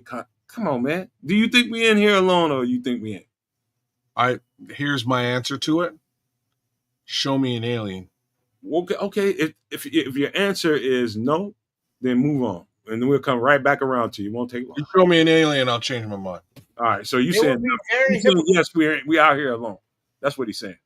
It would be very dishonest for me to say that we could be alone with the thousands and millions of other planets out here that can sustain life. We have never seen it. Does that mean it's not there? No. We have plenty of occurrences of maybe UFOs or whatever they call them now, right? Are those true? Could they be light reflections, weather balloons? We don't know. But guess what? We are trying to get to other planets and find a way to help our human bodies sustain life out in that void. What makes you think that there aren't things in that void that live there already? It's just too vast to think that there is not other life forms on any one of these planets out in that unknown, dark, cold universe. Okay, Coach, before and kids, before we go down stumbling into this rabbit hole, which I know we're going, and it's going to get nuanced. I know it is because I know you two guys. Simple human origin, simple human dynamics, simple human molecular structure is so complex, so complex. Your human molecular structure by itself, but what you're built with are disease fighters, just all kinds of ways to fight the way the world can attack you. The human body is designed. Would you either the human body is designed? I would say this before I pass it to you, Kez and Coach. Either the human body is a complex design full of nothing but science and thought, or it just came out of the mud or dirt and just became a being. You either believe one or the other. Which one is it for you, Kez? Be simple before we get back around and we're going to get into more of the conversation. Be really simple. I don't understand the question. Either we were designed or we just came out of mud. One of the two. It could be both. So, yeah, it could be either and or. The answer I'm going to give you is this. It's just too bloody specific. Like, it's very like the distance that the Earth is from the sun in order to get a decent amount of heat, as opposed to burning the trees to a cinder, let alone language and the fact that I've got organs in my meat bag that do specific things that allow me to live. Too specific, y'all. Somebody must have designed this shit. It's too, like I say, if the Earth was a little bit to the left, shit could go completely sideways, right? Like it's too specific, man. Well, the thing is, even though it may be specific to us as human beings on this one Earth, we are not the same on this Earth. Let's say, kids, you go to the Philippines, right?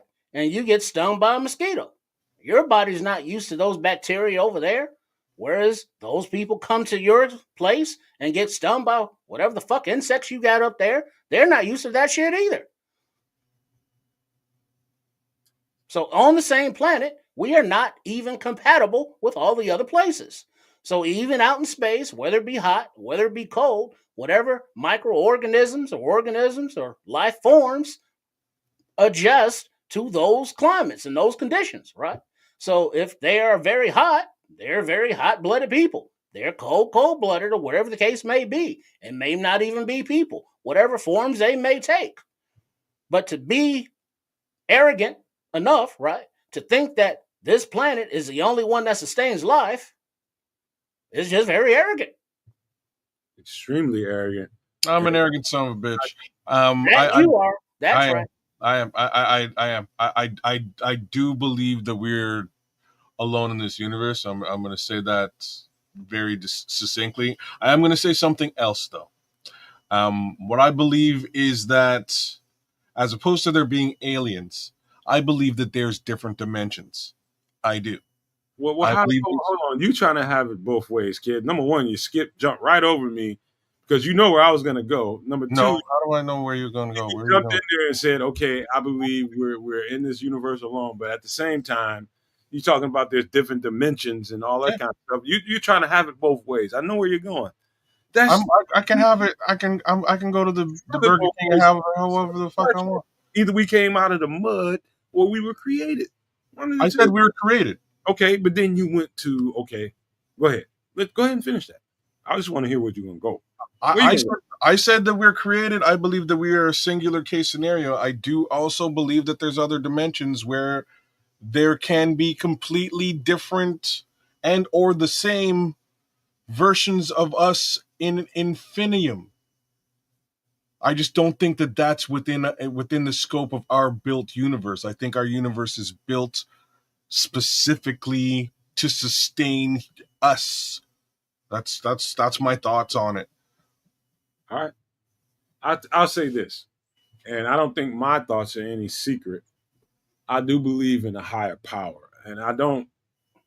I respect every single body. I know somebody from every religion. I've met everything. I've been around enough to meet enough people to learn to respect why people believe. It's one thing to say, okay, I respect everybody's religion and all that kind of stuff. It's another thing to have met people and understand why they believe what they believe, and to understand someone's creed and how they go about their day in life is a whole other world, man. You have to respect an individual for why they believe in what they believe. Individually, from case to case, I met many, many people. Here's my thing about it. I've remained and I've chosen to remain. I was brought up in a Christian household, and I adhere to Christian belief to an extent. I know Muslim people. I know Hindu Buddhist people. I know Jewish people. I know people that believe in all sorts of things. I know people that don't believe in nothing. And I respect them all, because nobody comes to a place without something. You got to that place by however means you got there. And so what people believe is what they believe. And I just, you can do all you can do is respect them the best you can, and that's it, man. But my thoughts personally are, it is arrogant to believe that we are the only people in this universe. I think it's extremely arrogant, and it's a lot of people out there that would believe that maybe you know I think we would know at this point in our existence that there are other people in you know out here in space. We would know that by now. But I would say to you, I would challenge anybody who thinks that, by how do you know that those people that you deny exist, how do you know they're not here?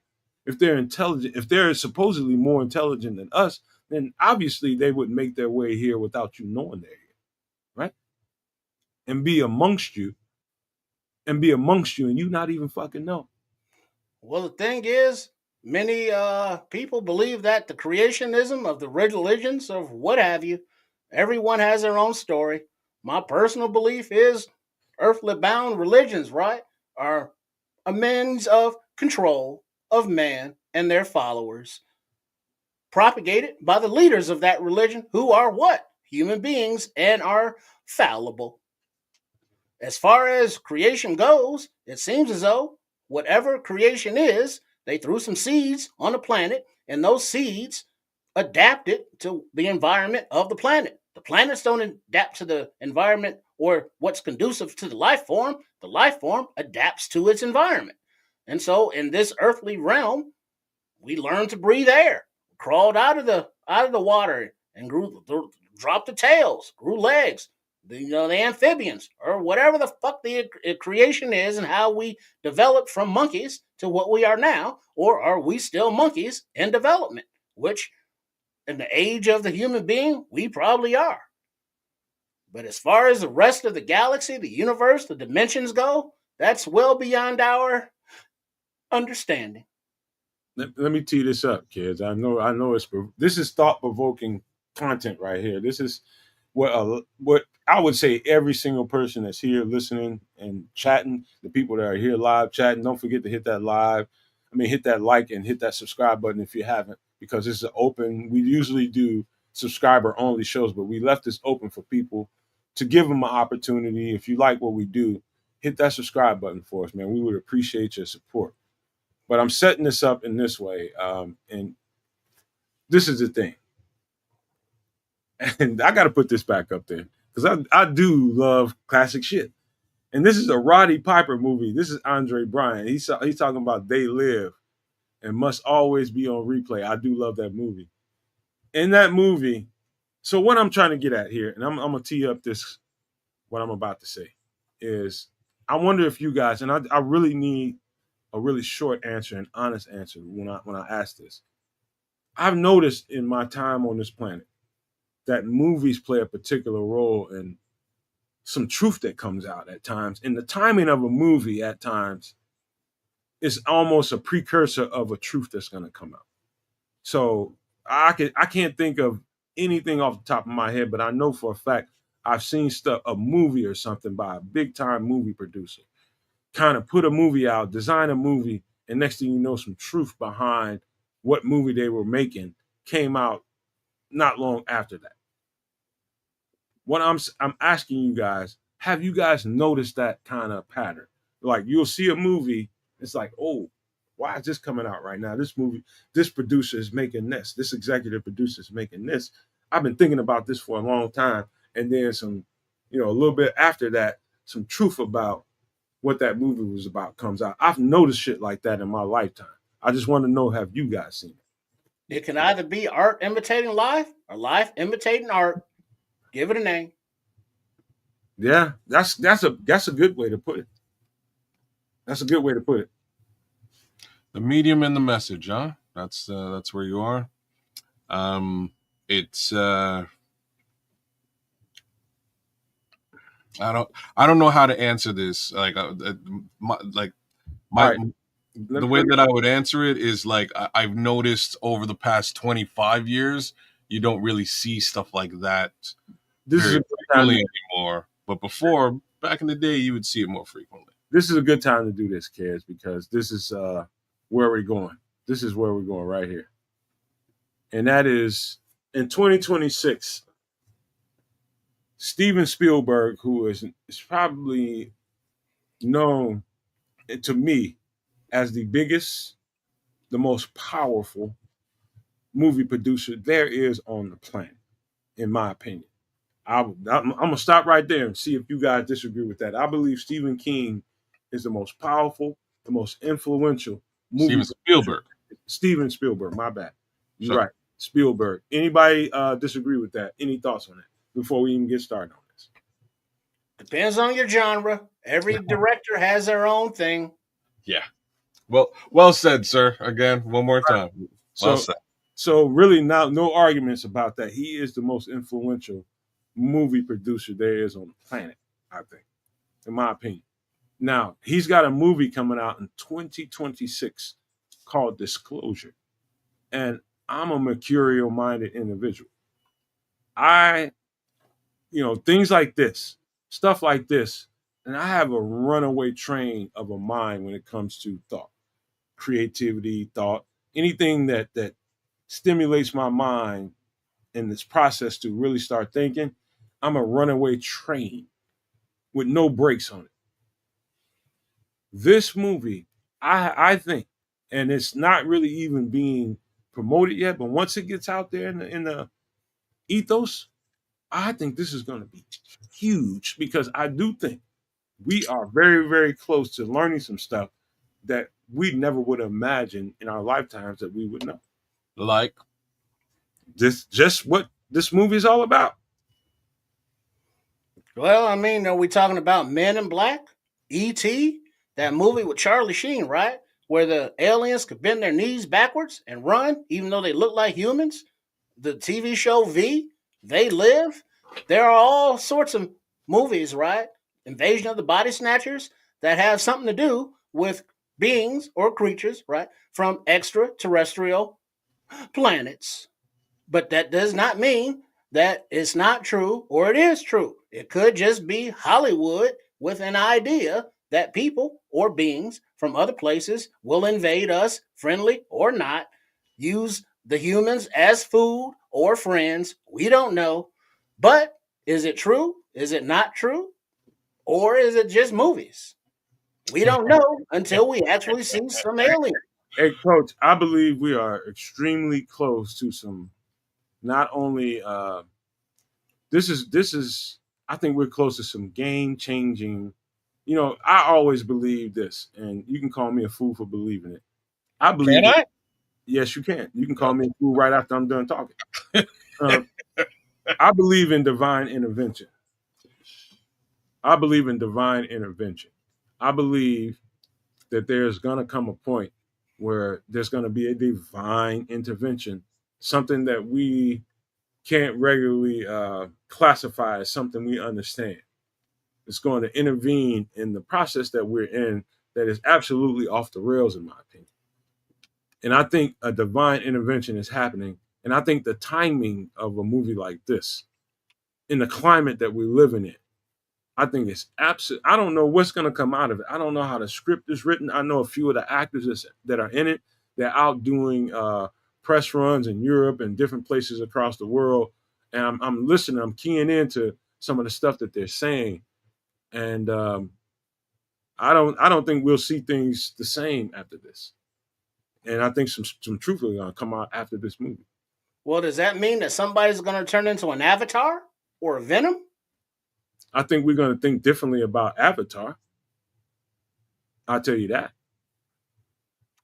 All right, yeah. So I'm gonna say you're a fool now. Now that we've gotten to this particular level of it, I think it's crazy.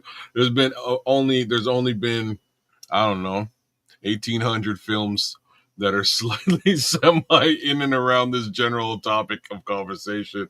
No real aliens have shown up. There's been no real tangible evidence of any kind to speak of or talk about. So Is this about aliens? See, as soon as you say the word aliens, people start taking it and putting it in a context that is laughable. Is this about alien or intelligence? Well, what lives at Area 51? Is this about an alien being or is this about intelligence? What's the difference?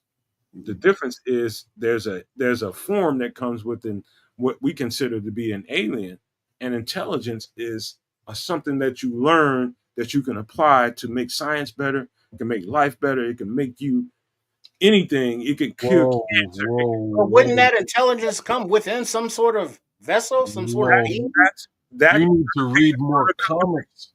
that takes a further conversation, Coach. You need to read more comic books, bro. Two separate things. I'm just saying that's never how it shakes out in the comics.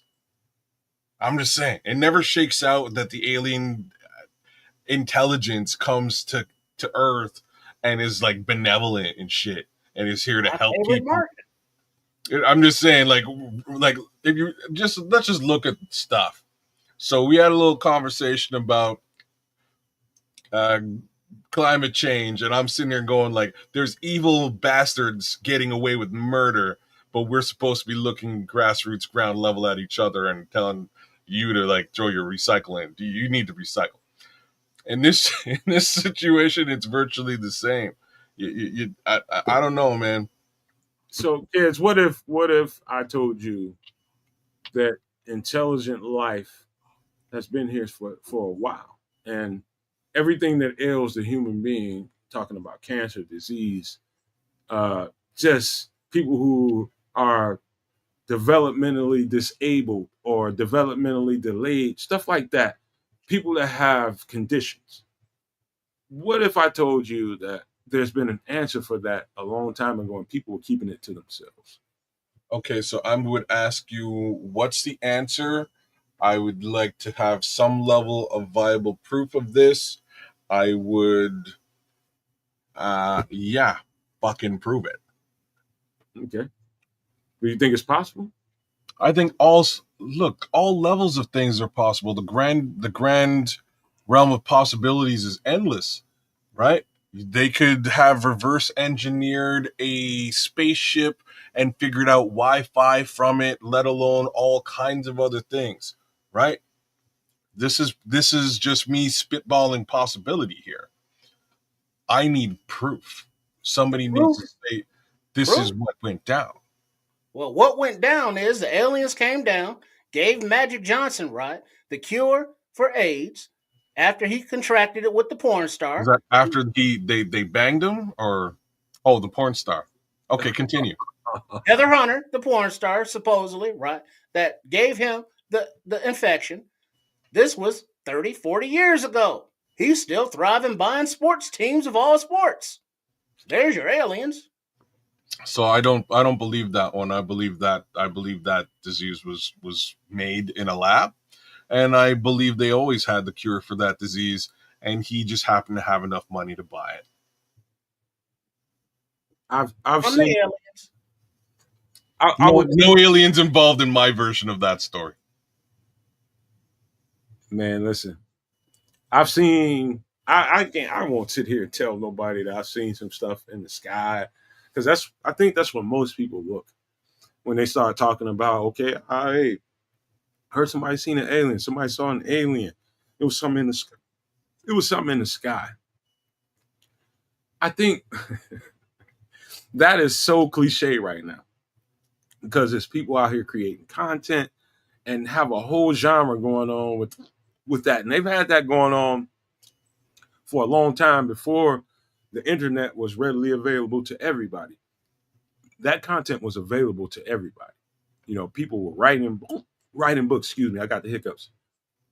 Writing books, putting out papers, and saying they saw this and went through that. They've been abducted and all that kind of stuff. It's most of that stuff I don't believe, because the first time I got wind of it, it was always some hillbilly out in some rural area where nobody would know but that motherfucker. So there's a pessimist side to me too. That's where they lay out the crop circles. I'm asking a bigger question. Where there are crops. That's a whole story. Down the middle of BFE. Keep it going for a second. I got to get some water if I can get rid of these hiccups. How comes the alien ships never crash land in like Nigeria or like I don't know, Switzerland? Like they're only in that one field in the US? Well, it's been multiple fields around the world. It's not just one crop circle. It's not just one crop. Sometimes it's corn. Sometimes it's beans. It doesn't matter.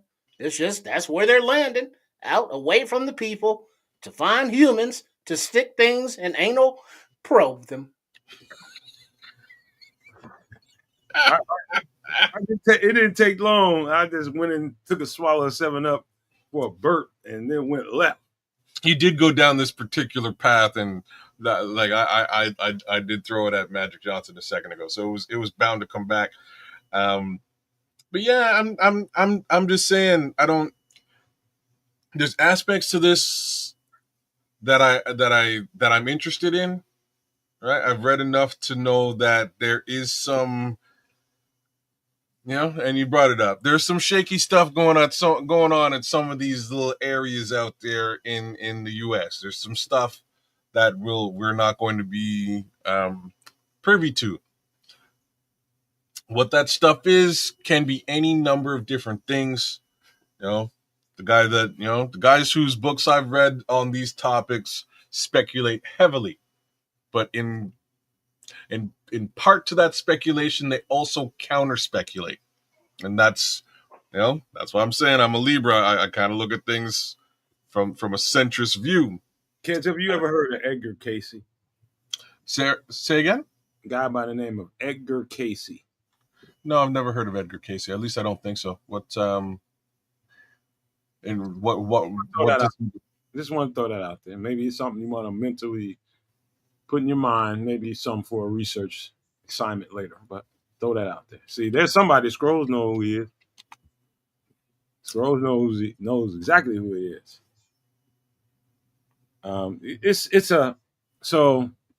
There's a lot of people, like, when you, like, I'm not afraid to open my mind up. I'm not a in the box thinker. My mind doesn't work like that. I'm definitely outside of the box. And I'm a rational outside of the box person, pragmatic about every little single bit of it. And so it's going to naturally come down to, what do I think makes sense and what do I think doesn't? Because there's so many people saying so many things about so many different topics. This stuff here, in particular, outer worldly stuff, you have to really dig into the details of it. And if you think the world just started 2,000 years ago, I got news for you. I got news for you. So you have to go back and study. And I spent some time doing it. You have to study. And what did people believe before people, you got a pyramid in Egypt that is designed in a way that's symmetrically perfect. How were those pieces moved into that place? How did humans do that? You did? No, You don't. no. When I say no, you left it you left it off at a question. You can't talk about the pyramids and their creation and leave the question mark hanging. The question mark is the only thing that matters. Nobody knows how it's done. I don't know how it's done. Are you saying you know how it's done? How is it done? I'm saying that at that given time, if you were to look at history books and normal stuff that you learn in school and wherever you learn, whatever you learn, it didn't make any sense for you know how old that thing is. I Number one, believe I learned in Aliens 3 or Predator, Alien versus Predator, that is, excuse me, right? That the pyramids were built for their hunting playgrounds. It was a good movie, man. That was a good movie. And like along the lines of what he's saying, look, so I've read so many different things, but the most important thing that I've ever read basically leads me to be the ultimate skeptic of everything, including skepticism. So I can't just take general um, speculation as fact. That's me. That's how outside of the box I think. I look at the box, question why the box is there, what's inside of the box, and how it got there in the first place. That's me. Not everybody's quite as much of a skeptic as I am, and I expect that to be the case. But when I hear speculation, I want it to come to an actual I just want to factual this question. point, and it never does. So I'll continue to question. I'll cut through the thickness of that shit you just got through talking and ask you this simple question: do you think humans, as they were during that time, they think when you think about how old that symbol is or that object is, humans' capability during that time? Think about that. Do you think they were capable of making that on their own? So Simple question. Yeah, nay. the answer is it exists. Did you think humans? I don't know how it exists. You I'm don't. asking you. You don't think humans could have done that on their No, I don't. I don't know. I can tell you. I can tell you factual things, and this is what I'm asking you to do. own? Well, hold on. Actually, humans existed at the time. What do you think? Actually, the Sphinx existed at the time. The Sphinx and the pyramids We'll existed. get to the Sphinx, but what do you think? I got nothing else with respect to how it was. You get How thick it was with the built. description. I'm just trying to get an answer, bro. I'm trying to tell you I can't answer your question. Of course you can. Nobody can. But The- if you ask me that hand and said, "Hey, Nomad, do you think humans were capable of doing that during that time, during supposedly where we were as a species?" I would say, "Hell no, ain't no way we could have done that." And I'll wait till you come back to me before I give my explanation. You don't have to get that thick into it so fast, man. We're gonna come right back to you. All right. Go ahead, coach. Well, a lot of it is I don't give a shit because we don't know either way. If they show up one day, I'll wave and say hello, right? But until then, it's just something to study and debate over that has no real answer. So it's just a waste of time, in my opinion. I differ a little bit because it's always been and one of these days I'm gonna end up there. I want to see that structure with my own eyes and touch it with my own hands and just look at it and be with my human size up to that and see how in the fuck could human beings do that without some kind of scientific design to help them. There had to have been, if humans did that, there had to have been something that helped them do it. Well, During according to all the either, movies that I've seen, it was engineering and it, pulleys and exactly. mules and Either slaves you and such. either you believe we were Cro-Magnon people in Africa that didn't have no sense and we were savages and was running around, in jungles, as they say in the history books, and stupid as fuck. Or you want to acknowledge that these were some very intelligent people that knew exactly what to do with whatever they had in front of them. It's either that and the Sphinx and all this kind of stuff. There is so much evidence that proves that people in Africa were the designers of everything we see today. But that's a conversation for another day. This is what we're talking about. We're talking about disclosure. We're talking about the existence of foreign intelligence, otherworldly intelligence, not aliens, which is two different things. We're not talking about a being, which there could be somewhere we don't know about, but I'm talking about intelligence, know how. How do you do this? What do you do with that? Science, the discovery of it. Could there be a disclosure in the near future of what is what? Could there be? Could the Tooth Fairy be real? Could the Easter Bunny be real? Real Bears fan wants to know.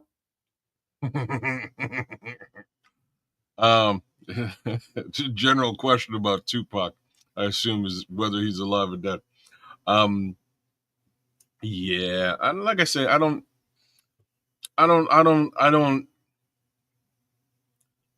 think the powers that be have any interest in letting any of us in on the secret if there's a secret being kept. Clearly, if any of the stuff that you've speculated on already is in existence, they would have told us already. They don't wanna. Why? Maybe because of widespread panic. Let's avoid widespread panic. Sounds like a good idea. Let's also manipulate and control the situation so that we have the resources that we need to combat the situation, whereas the rest of us are pointing at each other, telling each other to throw out our recycling, and you get lost in the sauce. So I Here's, don't know how it works. here's my last and final thought about it, and you all will say what you all want about this. I'm talking about what I hope for and what my spirit calls for is for a total reversal of human behavior and something that comes from away from our understanding. Let's just say we're talking about this movie in particular, a disclosure, something that happens, a divine intervention is what I'm kind of building around. I'm praying for a divine intervention that helps us change course. Why am I so heavy in thought and in conversation about this topic? And why am I so passionate about it?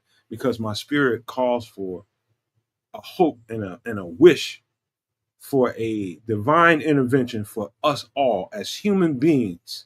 I'm talking about any human being, any person that exists. Fuck. I hope for a time when nobody gives a fuck about what somebody looks like.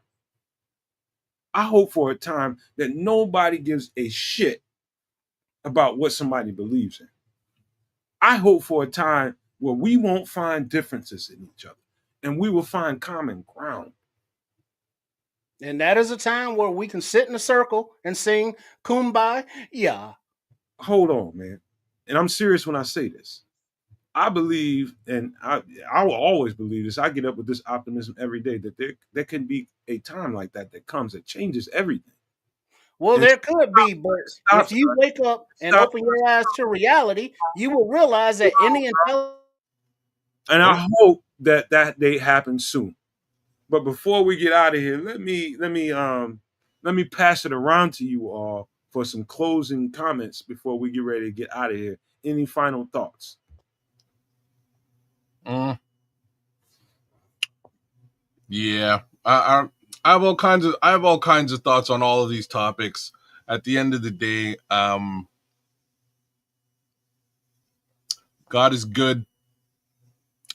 That's a great way to start it and end it. God is good. I believe He created us all, and I believe that the world we live in is full of division and divisiveness, and that division and divisiveness is used to separate us and keep us from actually doing the thing that would actually benefit us all across the board, which is, getting the powers that be out of power. And here we are. I think that's what it looks like.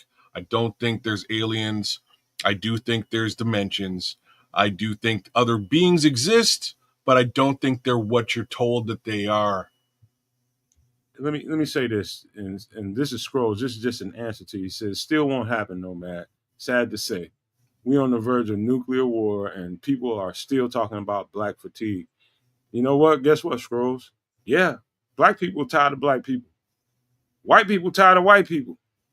Asian people tired of Asian people. I don't give a fuck about people not being tired of black people. We tired of their ass. The people that don't know how to act, I don't care what color they are, white, black. I don't give a fuck what color they are. I'm tired of all these motherfuckers that don't know how to act. And they might look like me. They might look other than me. But fuck black fatigue. Fuck, what about white fatigue? What about Asian fatigue? What about Latino fatigue? Everybody's fatigued to something. The Scrolls killed it. He's right though, but that's everybody's No, got. he's got another one. I don't know if you saw this one. I see it. Don't put it up, but finish it. Okay, it's super funny. I'm Well, just. the thing is, while we would like to have that utopia, everybody can get along, right? And use the barter system and not some fiat currency. The sad state of affairs is, right? We wake up in the morning, even if aliens or any kind of intelligent life form came here, our people in charge now would feed them to the alligators. That's reality that we have to deal with right now. Whereas we may want to focus on a time and a place, right? Where we don't have to worry about sadness, death, fear, or sickness. We ain't there now. Well, go ahead, finish, kid. Like I say, that's that's kind of my take on this. That I don't think there'll be any sort of divine intervention, sort of along the lines of where Scrolls is. I'm worried about anything along those lines because again, I'm ever the skeptic, so I need to understand who's intervening divinely and how, why. These are questions that I'll be asking somewhere in Canada. Go ahead. Any final thoughts before we get up out of here, Coach? Thank you, everybody, for allowing me to fill in for Triple R this week, right? And for the last week of the month, Chef Trips will be back in, and then you can ask him yourself about the gluttony challenge or whatever the hell it is. But make sure you all are supporting the channel at Sports Chicago the Style and all the social medias that we're on, and also the Ko-fi and the Patreon. And we also, FYI, just started a brand new channel under the umbrella of Sports Chicago Style, right? But it's called Trip Kundo, where myself and the lovely and talented Trip will be performing and showing and demonstrating and practicing with different scenarios of different attacks of self-defense procedures and maneuvers and tools for your bag of whoop ass when and if you are confronted with a situation where you have to put somebody down with your hands and your feet. We will show you the tools necessary to do that and practice with you. Trip Kundo, TRIPPKUNEDO. Find it here on the YouTube and subscribe. Thank you. It's appreciated. Yes, yes, You indeed. think it would be funnier if it was TRIPPKOONDO? That is not how you spell coon, sir. All right. Yeah. We can have a conversation. I'm sorry. We got to get out of here, man. We are approaching 4 hours of content, 3 hours and 48 minutes to be exact, and 32 seconds and counting. Let me close by saying this. This show went from real live, nuanced Bears conversation, and it was fun doing that. It was great doing that because everybody that subscribes to this channel, everybody that supports what we do over here on the Nomad Network, everybody that supports what Kez does and is going to do on his channel, and what Coach Trippin, Triple R, and Chef Trips does on that channel on Sports Chicago Style. They deserve the Bears content. That's why they're here. And so we make sure we cover that. We filled those blanks before we got into a more nuanced conversation about the world, about, funny stuff and, all the stuff that we talked about. But I am spiritually drawn to the last part that we were talking about, and you can call me a fool if you choose. Did I? Truly believe? No, I ain't talking to you. I'm just talking to anybody. I was just checking. To the atmosphere here, sir. And I want to close the show by saying this to you all.